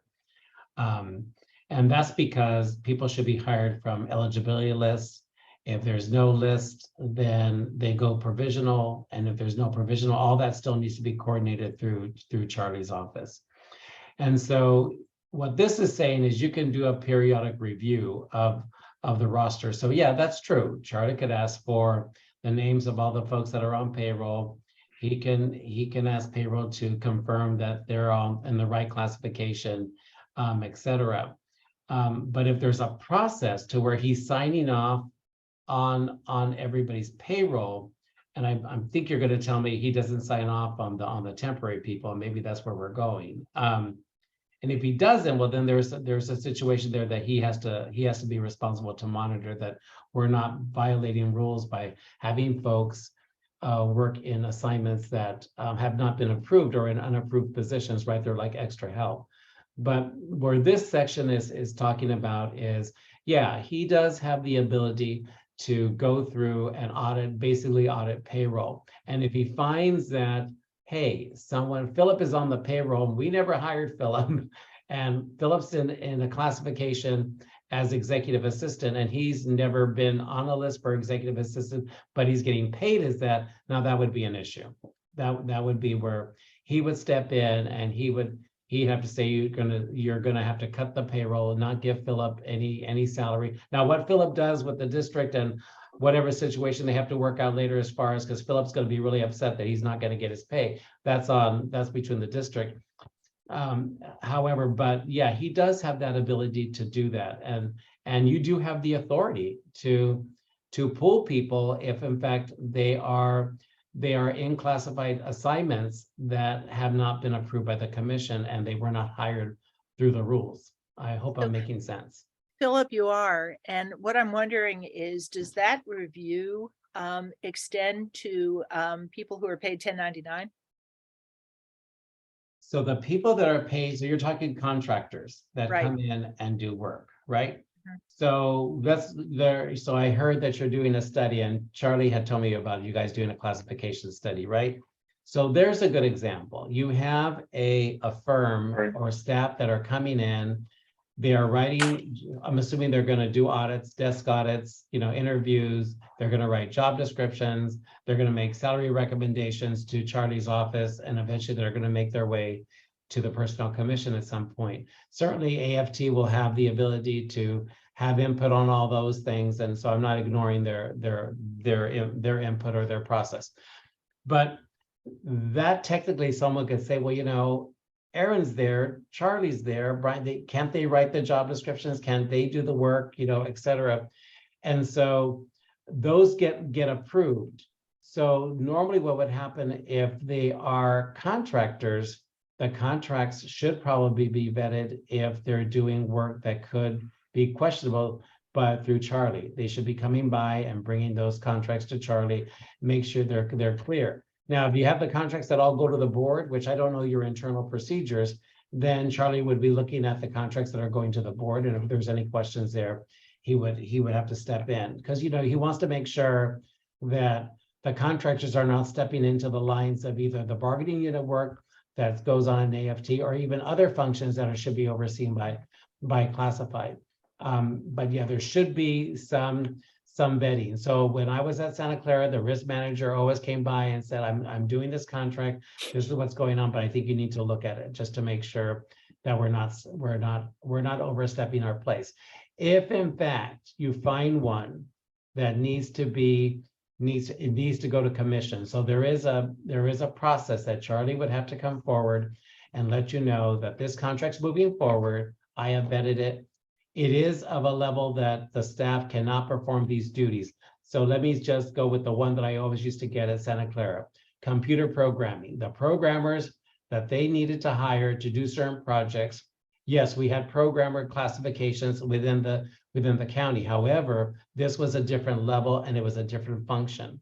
And so I brought it to commission. I would explain the contract, the hiring authority, which is normally the technology department, would be there and explain why what they were doing was different than what the normal employees do. And this is why it had a start date and an end date. If the contract was extended, they come back to commission and I have to explain why it's taking longer for them to do that. And they would have to approve that. Did that help? It helped a lot. I don't think we have that, those skids greased quite that way right now. That's Sure. Can I make a comment, Heidi? I said at the time, and I feel now that this paragraph on payroll review is actually very important. That it's one of the few mechanisms where the commission potentially has some enforcement ability in situations that come to light. And I think, as a practical matter, a lot of this may, if it comes up at all, may come up, when the union notices that there are employees who are performing certain or they're individuals who are performing certain tasks and they're hired as temporary or what have you, limited assignments, but yet it's bargaining unit work. It's clearly work that we should have a eligibility list for. Maybe we do have an eligibility list for it, but despite that, someone else has been hired. That comes to the attention of the executive director. This provision gives the executive director some teeth, some ability to say, hey, look, this is a problem. I've looked into it. I'm going to have to go to the commission, and the commission is going to have to hold a hearing as to whether this employee can remain employed or not. So it struck me that this was a And pretty. just to remind you, important one. commissioners, you do have the authority to investigate. You have the ability, if something comes to you, you do have that ability to say, I think we need to investigate this matter further. And of course, you assign that to your executive director. With that said, and so if it's not in the rules, all I'm saying is that you do have the ability anyway, and that sometimes is necessary because when Charlie does an investigation, sometimes he has to say the commission has ordered it. So now the district has to cooperate with providing the information, participating in the interviews, understanding the processes, et cetera. And that gets reported back to commission. Now it gets a little sticky about where do you go from there and how do you figure that out? And hopefully you would have a situation where the district is acknowledging that, yes, that has happened. Okay, now what are we going to do? How are we going to fix it? And what is the process that we're going to use to make sure that everybody's treated fairly? So just remember, you always have that ability, whether you have that section in your merit rules or not, you do have the ability to launch your own investigations. And I guess my feeling is that having it in the rules gives Charlie and the commission a specific rule that he can cite and point to and say, this is where we derive our authority. Correct, but it is indicated for payroll, right? It's clear that if they're on the payroll, he does have that ability, yes. Yeah. Thank you. And it sounds like what we're doing is we're sort of saying we can take a generous interpretation of payroll, because you may have people who are, 1099, they're not running through the payroll, but they are being paid on a regular basis as if they are employees. Correct, and he could, if there's a contract that he goes through that he has questions on, he gets to go. I don't know how your risk management is set up here or who does your contracts, but he does get to raise those questions. And I always suggest that those things be put in writing, so that way you're putting the district on notice. Yeah, good idea.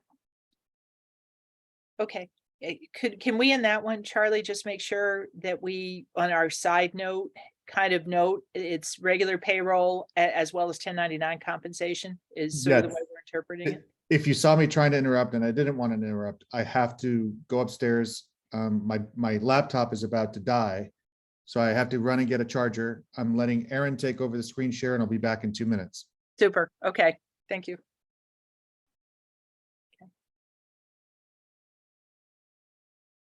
Additional questions, commissioners? Izzy, do you want to go forward on some of the other? Well, I don't, mine, and I think Philip has explained it and helped us with it. I guess I'd like to hear from you, Heidi, and from Tim, if that's sort of this concept of, if it's a subject matter that is included within the subjects that the Ed Code says should be in the personnel rules, even though it's not a function that the executive director is going to perform, rather it's one that HR is going to perform, that nonetheless that provision be in the rules, but it specify who's going to perform it. And I just, because Charlie and I do work weekly on this, so we're sort of, we need that guidance, I think, to be sure that these kinds of things will, should remain in the rules, but specify who's going to do the function. And I guess so I'd be interested, Heidi, from you and also from Tim as to whether you think that's the best approach or if there's a better approach. I think I'll start. I think what you described here makes sense, you know, and I think Philip has given us some good ideas of language, you know, about who owns it, you know, the CBA or HR, depending on, you know, which populations, you know, we're talking about. And I have a feeling there's a kind of blanket sentence that we can use, you know, CBA where applicable, otherwise, you know, management handbook applies, or, you know, blah, blah, blah. I think when we looked at this, we were just a little confused about why this was in the rules, because so much of it seemed not to be under our purview. And I think what I'm realizing from Philip's comments is maybe we give this another once over, because there are certain sections here where actually, you know, we do have some stuff that is under our purview. We don't control the payroll, but we have the right to review the payroll or investigate something that is goofy. And I guess the question sort of becomes, for some of these other sections, work hours and work rules may be part of that. You know, maybe we kind of approach it with that lens. So that's my thought. Tim, how about you? Someone needs to unmute Tim. There you go. Thank you.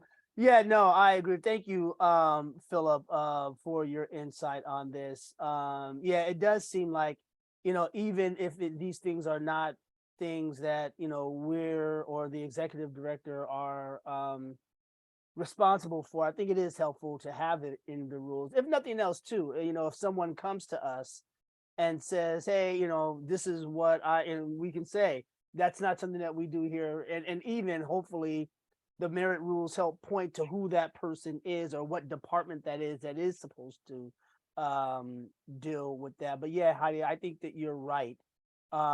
Just doing another run through of some of this stuff to make sure that those places where we do have a role, that's kind of said plainly where We make that connection. where it makes that connect. Yeah.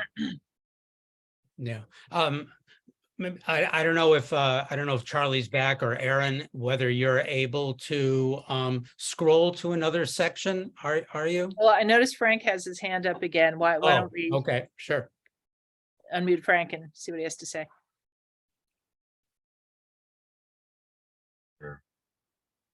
Yeah, I'm not sure, Heidi, what your question was. You said about that section.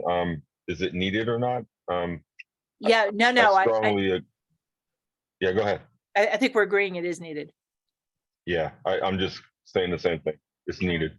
Yeah. Okay. Could we go up as an example to 8.3.5, just a little bit, the section before this?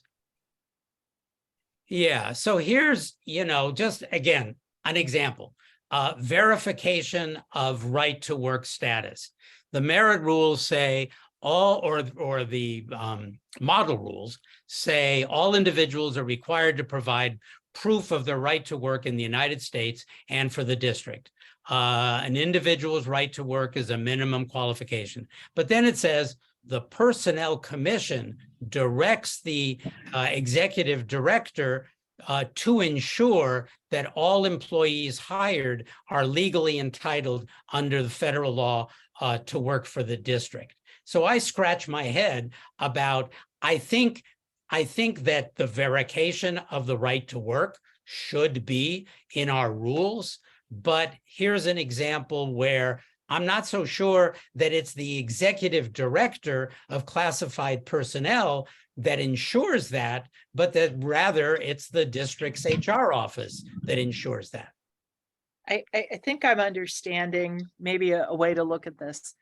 The I-9 is typically the form that we use for something like this, and HR normally has the employee, you know, in the first 3 days of them starting work, complete that I-9 and show their documentation. And most of the time it's a non-issue.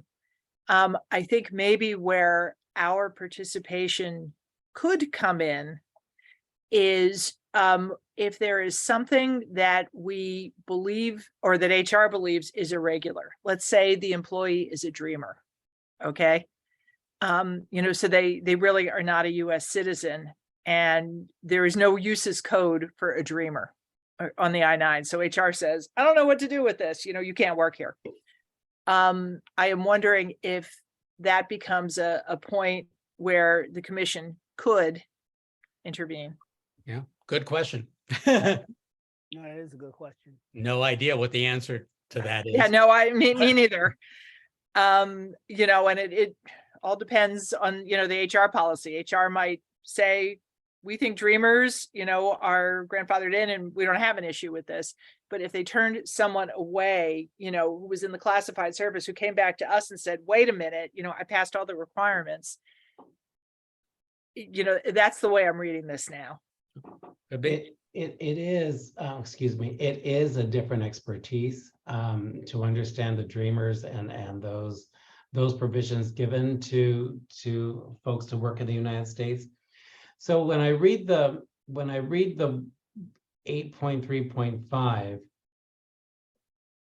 as long as Charlie is, or the executive director is in the process of signing off, and I don't know what the internal process is, when someone gets hired on the authorization for employment, or I think you might call it requisition here, when they process the paperwork, there should be a box for I-9. There should be something that says that the person complied and has the I-9. Erin is shaking her head, so I'm assuming that there is a, so if Charlie signs that, he is verifying. I mean, did he see the actual document? Did he see how they, no, but he is verifying. He's looking at it. And I don't think they would present him something to sign if they didn't have the I-9, et cetera.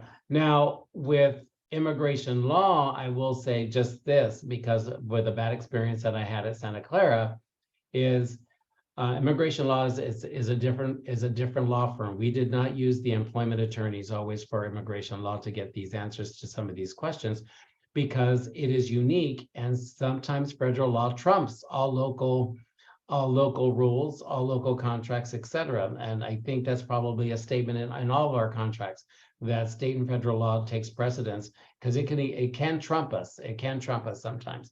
But anyway, that's why I was, so is it needed? Yeah, I think so, but that doesn't necessarily mean that the executive director is personally verifying that they do have right to work in the United States, assuming that there is a process. Does that make sense? So, I think it kind of falls back to us. We did some edits on this Right. one, about, ensuring that all employees are legally entitled. And we may want to revisit those edits. And I'm not exactly sure what we want to say.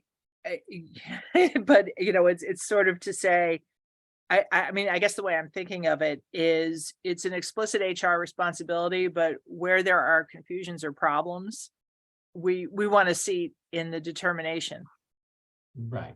I think Right. is what we're saying. Yeah, I get it. Aaron, as long as we're in this section, there is a 8.3.8 question regarding required training.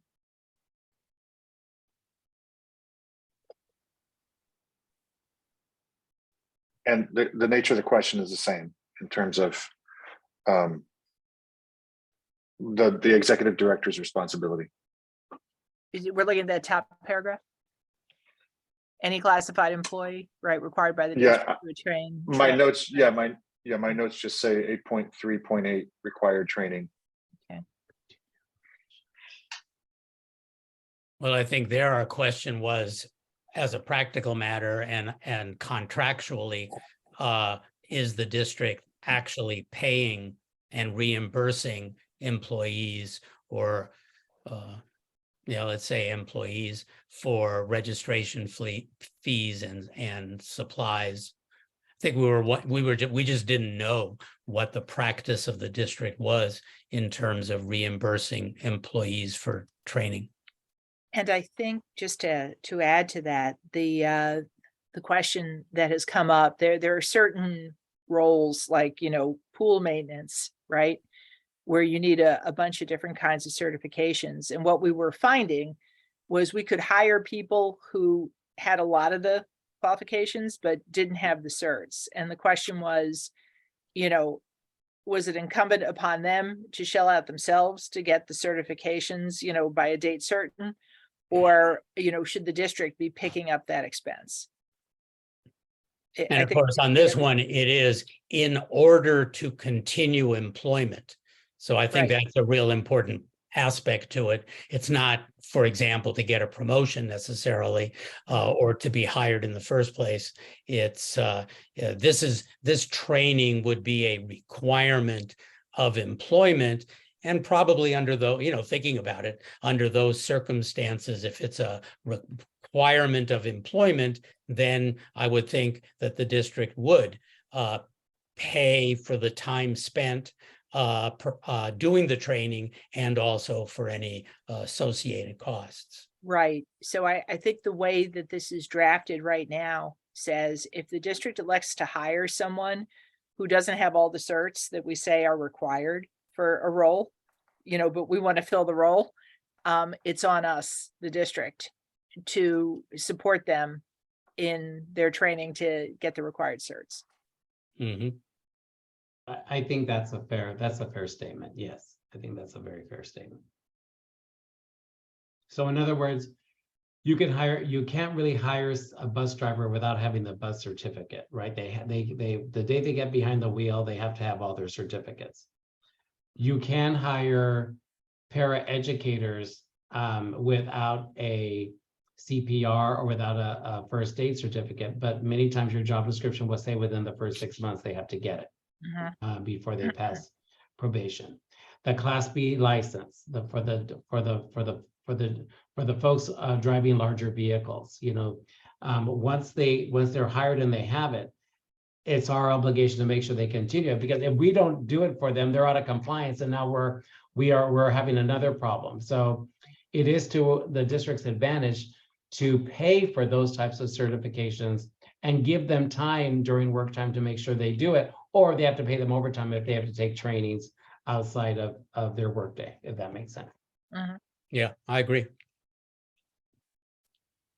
I have 10.1.1 work week question. Okay, and I think that's also what Frank was curious about. Yeah, I knew we'd get there. I just didn't want to break the flow, but yes, hopefully. But Frank was speaking to things that were scratched out. This is probably what you were referring to, Frank? Maybe we can unmute Frank, find out.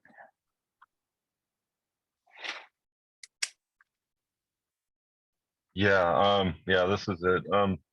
So I guess my first question, I haven't read it, but I read over the section like 1,000 times. What would be the purpose of scratching it out? I guess would be my first question.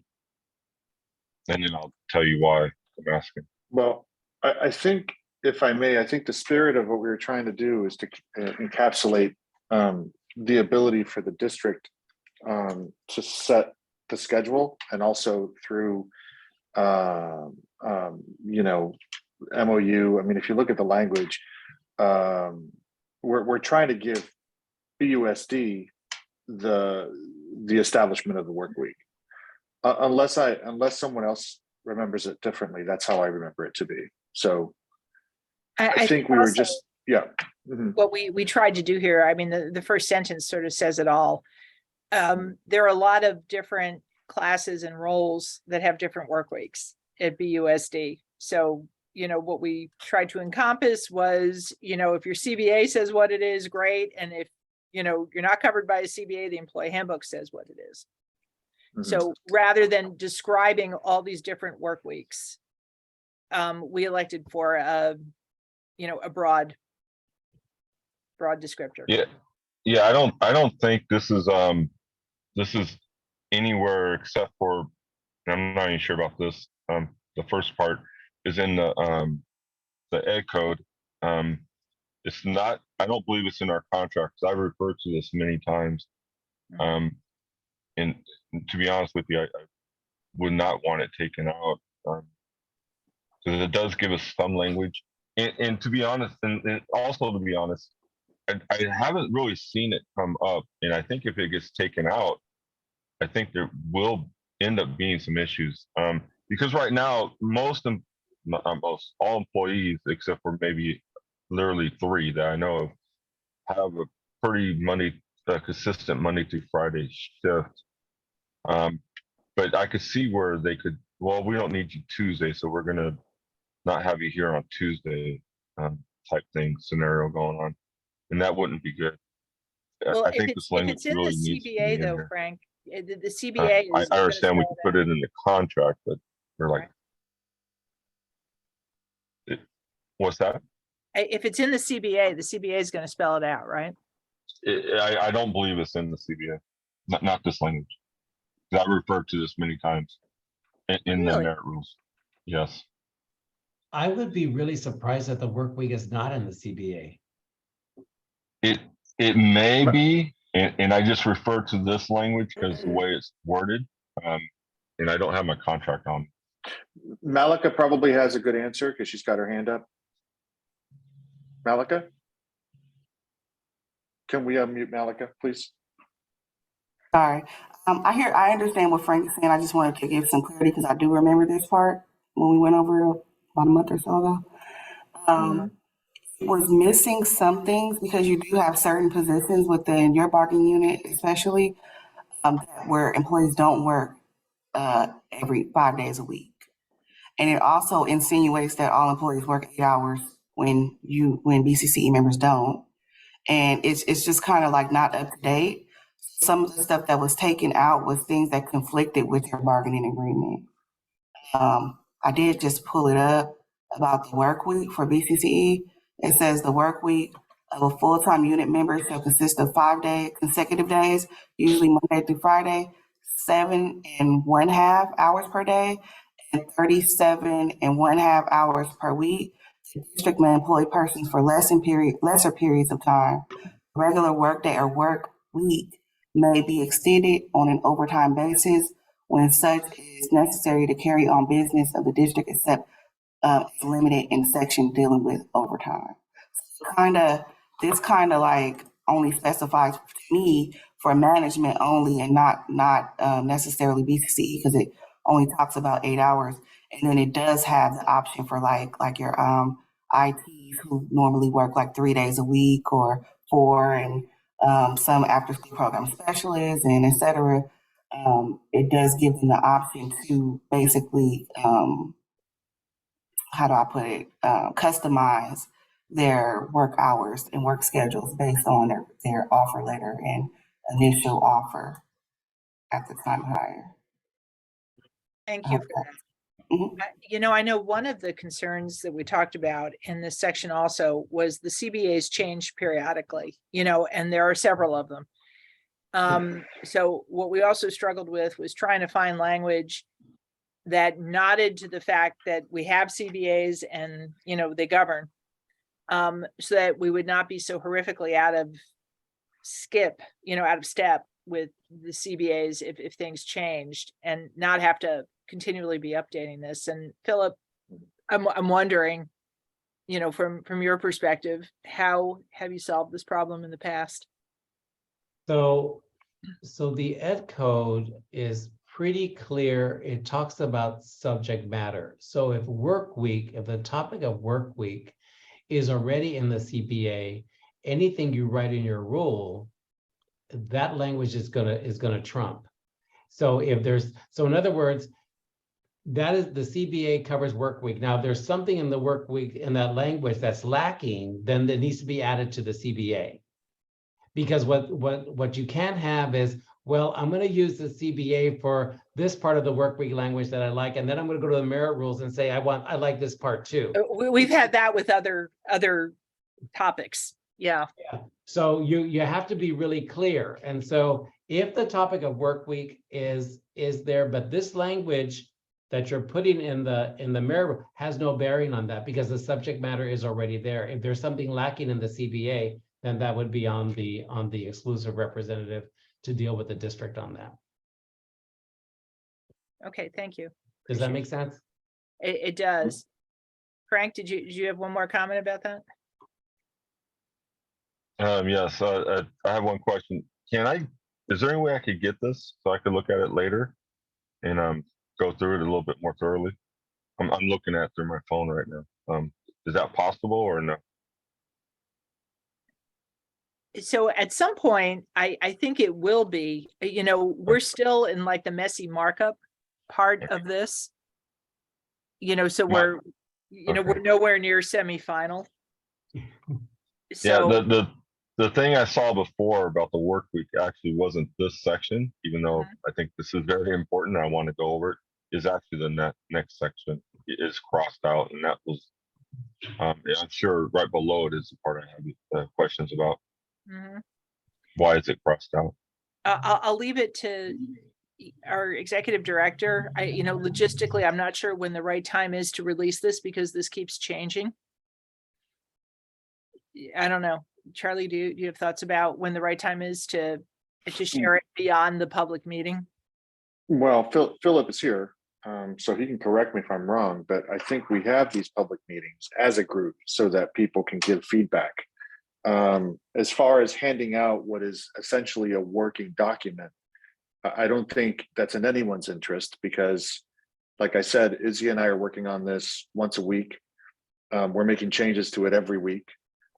We have this meeting so people can participate. And frankly, Frank, this might change in 3 or 4 weeks. We don't know. I mean, I think we're going to have a series of meetings, hopefully towards the end of this process, where we'll probably go through it, and we'll go through it in terms of review.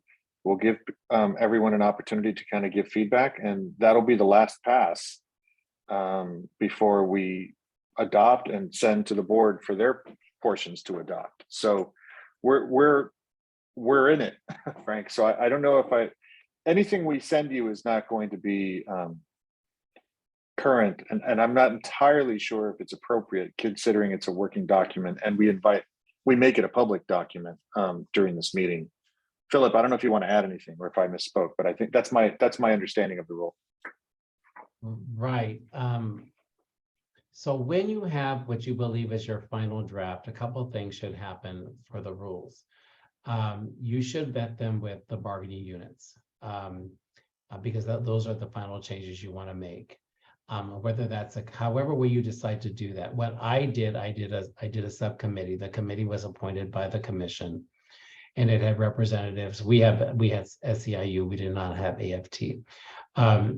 And we had the representatives from both the management, even though they're not unions, but they are members of the classified service. We had a representative from the confidentials, and I chaired the committee. We went through the changes, shared those. I got feedback. I made adjustments where I thought things needed to be clarified or where the units believed that something needed to be better explained. I did all that.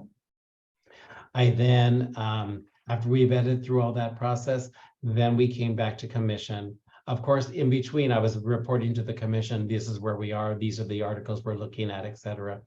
And then we brought those back to commission for them to understand. From there, I took it to legal counsel for legal counsel to review one more time before it came back to commission, just to make sure we didn't have anything in there that was freaky, that was violating the law or anything like that. And then they came back for their first and second reading to the commission.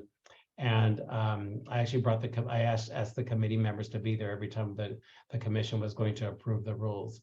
And I think it's a good process, and it worked for me. You have to figure out what's going to work for you here, but that's kind of the way I would see it. But yeah, I don't think you should be releasing them yet until you know that is you're making your final drafts, if that makes sense.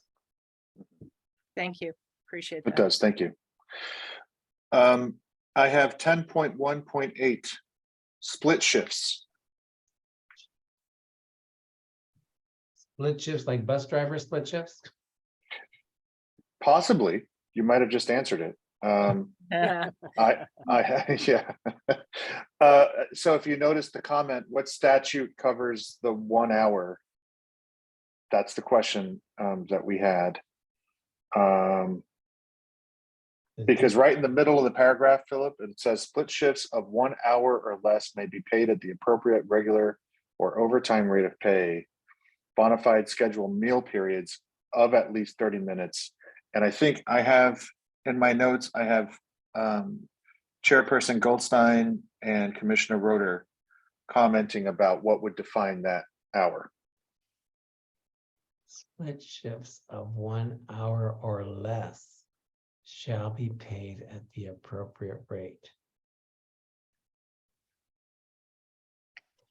So where somebody has a shift that ends at, let's say they start at 2 o'clock in the afternoon. And they work for 4 hours, but then they're told that they need to go to their next shift at 6:30 and start at 6:30 because they only got half an hour. So they would get paid for the time in between at either their regular rate or if overtime is appropriate. Is that kind of the way I'm reading this? That's how I understand it. I don't know if Commissioner Roeder and Heidi understand it differently, but that's how I understood it. Well, Philip, Philip, was your example 4:30 and then 6:30? So my thought was if someone started at 2 and they work 4 hours, but they were told that they have to start their next shift at 6:30, I guess you could even make it 6:15, that those 15 or 30 minutes in between would be paid at their appropriate rate of pay, or if overtime applies, they'd get the overtime. Well, I think the issue is if the time in between, according to this, if the time in between the two shifts is more than an hour, then you don't pay them, this says, for the time in between the shifts. But if the time, this is how I understand it, if the time between the shifts is less than an hour, then you pay them either regular or overtime, depending. But it all, and I think Heidi and I were wondering, where did that hour come from? Is that in the ed code? Is there something that specifies that it's that it's an hour and not 2 hours, or it's an hour and not half an hour? So where I see split shift assignments, and it wouldn't be applying to the exempt positions, to the managers, because we don't get No. paid that way, right? But if you have like a bus driver that does the morning route and starts at 7 and they work till 10:30, and then they don't come back until 2 o'clock. So they don't get the pay in between because their shift Exactly. is morning and afternoon. Right. I guess you could have a situation, right, where it is someone that works part-time in the evenings. I'm thinking about a custodian that works 4 hours, but they also have an afternoon para-educator position, or they work in the office. I guess they could make the claim that less than 1 hour in between, because I have to get from one job to the next, that I should get paid for that. I think that would make some sense, but I think you have to ask yourself, do you have these types of assignments where people have these split shifts? Do we have those, Erin? Yeah, we do, in particular with the school bus drivers, and the detail is very, very specific in the CBA. There's a lot of specific information about the split shift differential. This would be one that you may not even have to put in the merit rules. This may be one that, because it sounds like if it's so detailed, but from what Erin says, I'm assuming that they have their method for how they get their shifts. I don't know if they bid on their shifts, and then is it by seniority, and then they do all these other things, right? So I'm not sure that in the general classified staff that you would need to have this if it's already, fully covered in the CBA. That's my comment. And I think nutrition services might also have split shifts, but then it's a little different too. But yeah, they're covered in the CBA. Yeah. It looks to me like Frank has his hand up. Maybe he has some additional insight here. Not really. Yeah, I agree. Nutrition services, I believe, might have some. And the bus drivers currently, they all went to a 1.0 FTE. So they're currently not doing the split shift, but this definitely did pertain to them last year, but not anymore. So I kind of like Philip's suggestion that, you know, the CBA shall, you know, details of the CBA shall prevail, how split shifts are handled. Yeah. So we can find better words for that. And it sounds like, Philip, there's no particular statute you know of, you know, that specifies the 1 hour threshold as, okay, now No. you're in unpaid time. No, it's a bargaining topic. It is something that should be included in the CBA, how they're going to do that.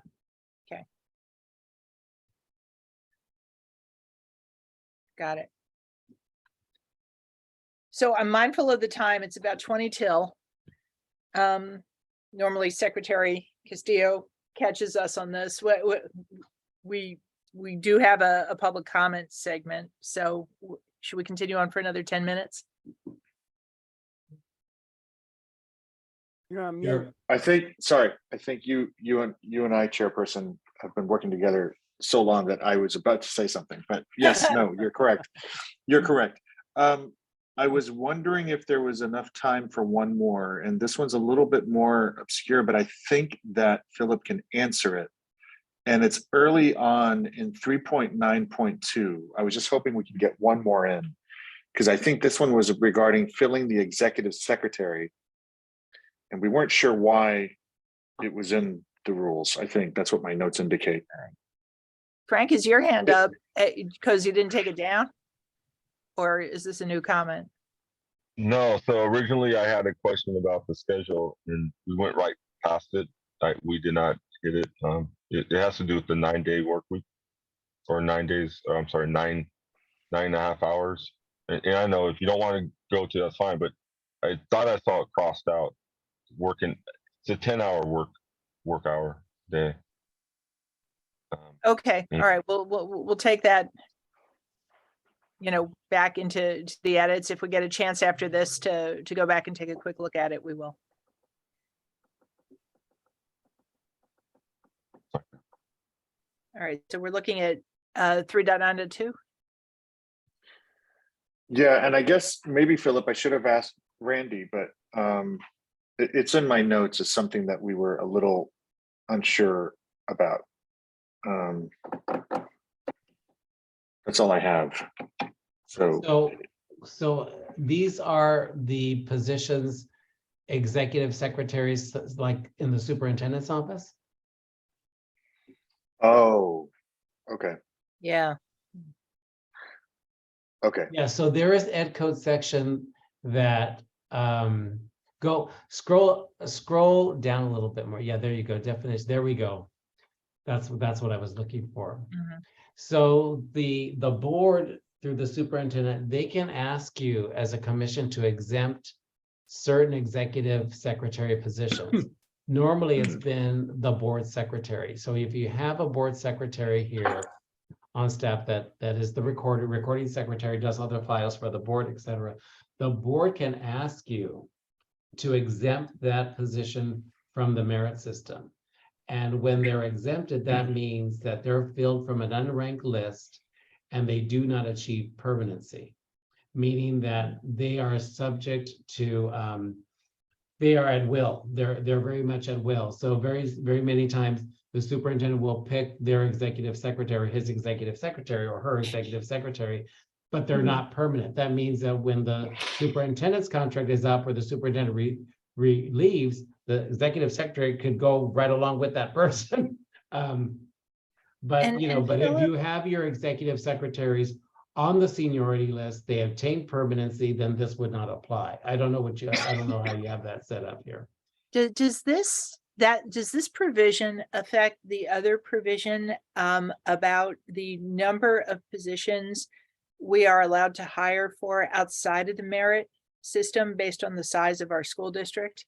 You mean the number of chiefs, the number of assistant soups? Well, no, this is really, it's not at those levels. It's different. For us, it tends to be at the executive director level. For a district of our size, and I forget the provision. I think you're talking about executive management positions. I think that's right. Yeah, I think where it says if you have so much ADA, you get so many. right. And yeah, Aaron's nodding, so I think we're on the right track. Does So this affect that, or this is in addition to that? this is in addition to.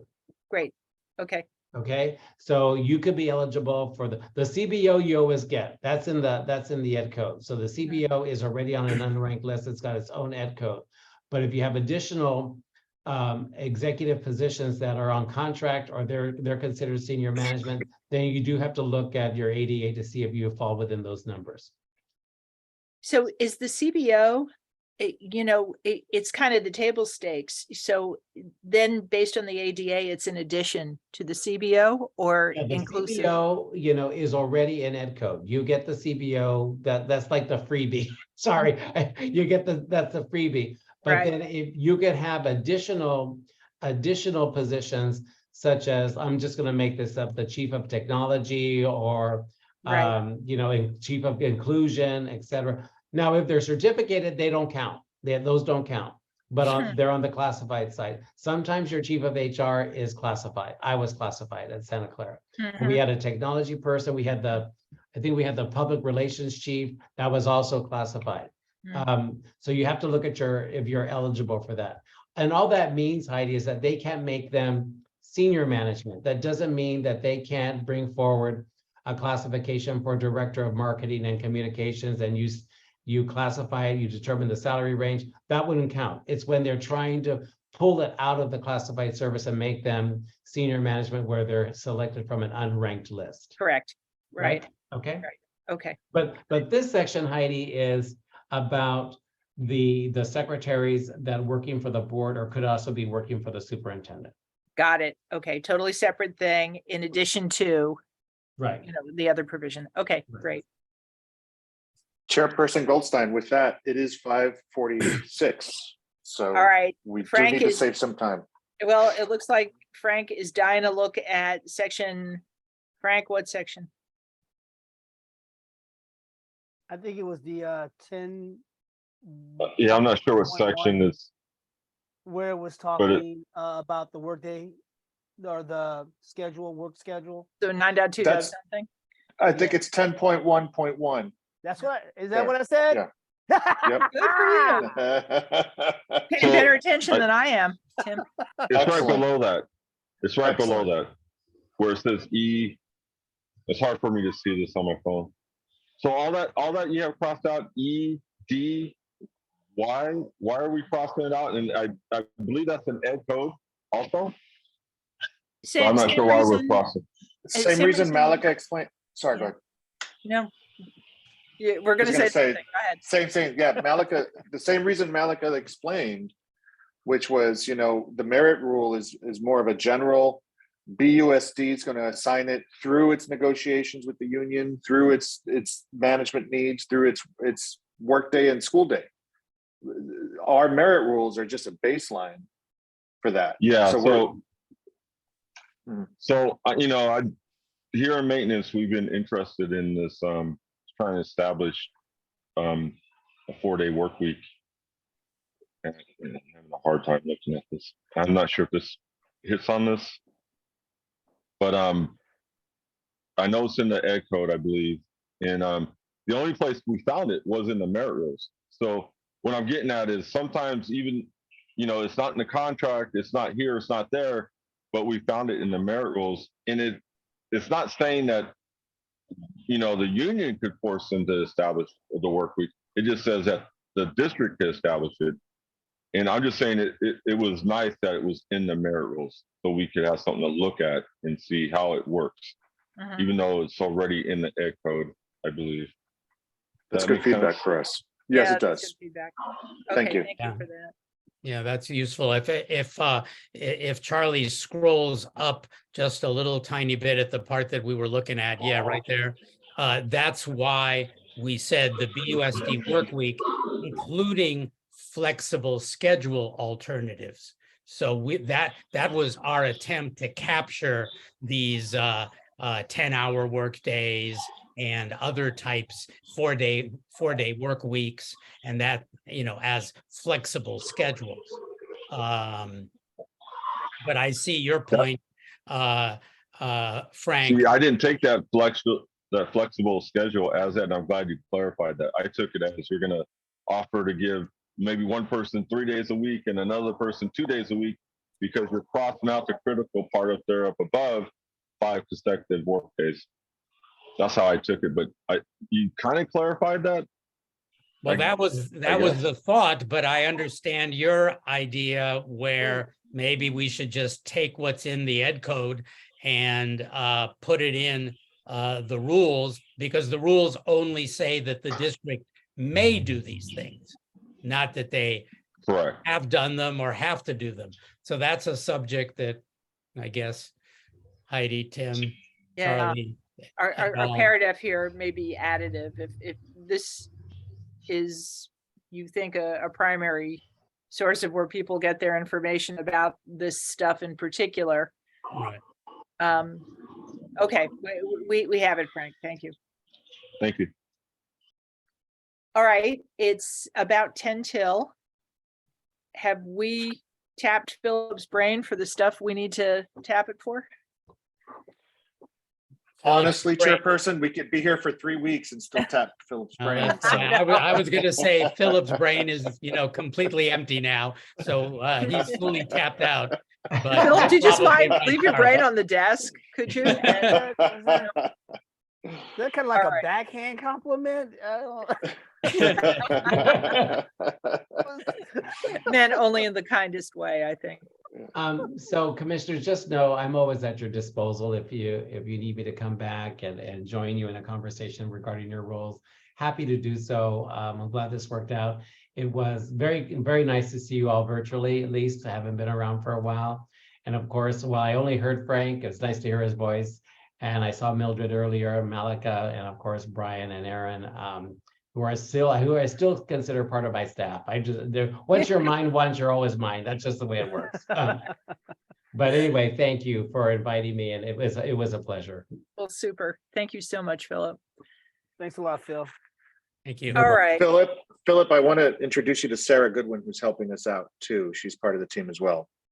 I didn't get to properly introduce you, but So now Philip she's is- your employee by association, Philip. Yeah, Right. See, I that- always take so I'll she's- always take an add-on, Sarah, no problem. So don't so worry she's about part. that. That's where I was going. She's part of your team now too. Oh, There you go. all right. Yeah. Again, well, welcome, and I hope you're enjoying your time at Berkeley. All right, let's move on to section 6 of the agenda, which is our second public comment segment. Is there anybody who would like to make a public comment? Raise your hand, wave. Use your little icon. Secretary. If there's no one in the public, I was just waiting to see if there was anyone. I was waiting to see if Malika or Mildred needed to say anything. Oh, well, No, all right, I- Frank wants to make a comment too. He does. Well, then he should go first. Okay, all right, Frank, let's go ahead. Let's start with you. I already said it. I'll say it again. I'm disappointed in the Margot issue. And that's it. Thank you. And thanks, Philip, for coming here and everybody else. That's it. Thanks. All right, thank you. Secretary, would you, oh, all right, no, Mildred, Oh, okay. Mildred, go ahead. I wanted to say hi to Philip. I didn't get a chance to say hi to Philip. I was so busy talking that I didn't even get a chance to acknowledge his presence. It's like, I was shocked. I was like, what is he doing here? Hi, Philip. Also, I'm sorry, guys, I know I'm really honest. I am quite disappointed in the fact that I still question that we are violating our own merit rules, because then it doesn't give me a lot of confidence in our rules. We have rules. I didn't, to have rules that we're supposed to follow, but to have rules and violate our own rules just because we don't like the way things happen or we question the way thing happens, it definitely concerns me going, in the future. How do we respect the rules if we're violating our own rules? So, and then I am still concerned about how that desk audit is going to happen. If there's already concern with Secretary Castillo not wanting to do the desk audit, especially with the fact that we're getting ready to do a classification study. So I don't know if we should think about maybe having outside person do the desk audit. So we can, assure that the desk audit is done fairly. Thank you. All right, thank you. Anybody else aside from Secretary Castillo who wants to speak? All right, Secretary, the floor is yours. Well, Chairperson, I did this once before, and it was somewhat of a false alarm, but this is officially your last Chairperson meeting. So again, I wanted to thank you. I know, you probably feel like finally, but I did want to thank you for the extra year of service. You've been a great support to all of us, and I know that we all appreciate it very much. So thank you. Well, thank you. Really appreciate it. And can't wait to see how Tim runs the operation. By leaning on you. Happy to help. All right. Super. No one else? Public comments? Malika, are you just waving or you want to speak? You want to speak? Oh, am I? Oh, there it is. I had a little struggle unmuting. I just wanted to say hi to Philip. It's been so long and we worked together so closely. I miss you. I just wanted to say hi. We love you, Philip. Okay. Nobody else?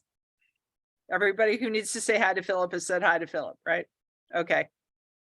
All right, super. Okay, our next meeting is next year. January, what did we say, 13th? 12th. Normally I write this down ahead of time. It's the 12th. It's January the 12th 12th. Chairperson. Right, Yes. okay. All right, regular meeting, January 12th, 4:30 PM. We don't have any more work sessions scheduled. Is that something we want to talk about now or no? I have some reservations because I wanted to get I know I have a steering committee on the books. And I just wanted to see how many folks are able to confirm that meeting before I commit to another meeting. And honestly, my world is already getting very, very busy with this project. And we had, by the way, I have a couple minutes, so I'll tell you all that we had full participation at the steering committee meeting. And everyone was very engaged. We had Denise there too. Great. So Mildred and I spoke. I think Denise is going to be coming to future meetings as well. So it was very positive, but I'm a little hesitant to kind of commit. And I might commit to the Wednesday I have with Izzy anyway, because that's an hour and it's less formal. But for the special meeting, I would rather wait until I get through that first meeting before I commit to the special meeting. But that's just me. I'll make it work if the commission wants to do it, but I'm a little hesitant right now. No, I totally understand. And, I think that's fine. Everybody else okay with that? Yeah. Yes. Okay, super. All right, everybody, it's 5:56. Happy winter holidays. Happy holidays. Happy holidays, Rest, everybody. Relaxation, a lot of joy, and see you all next year.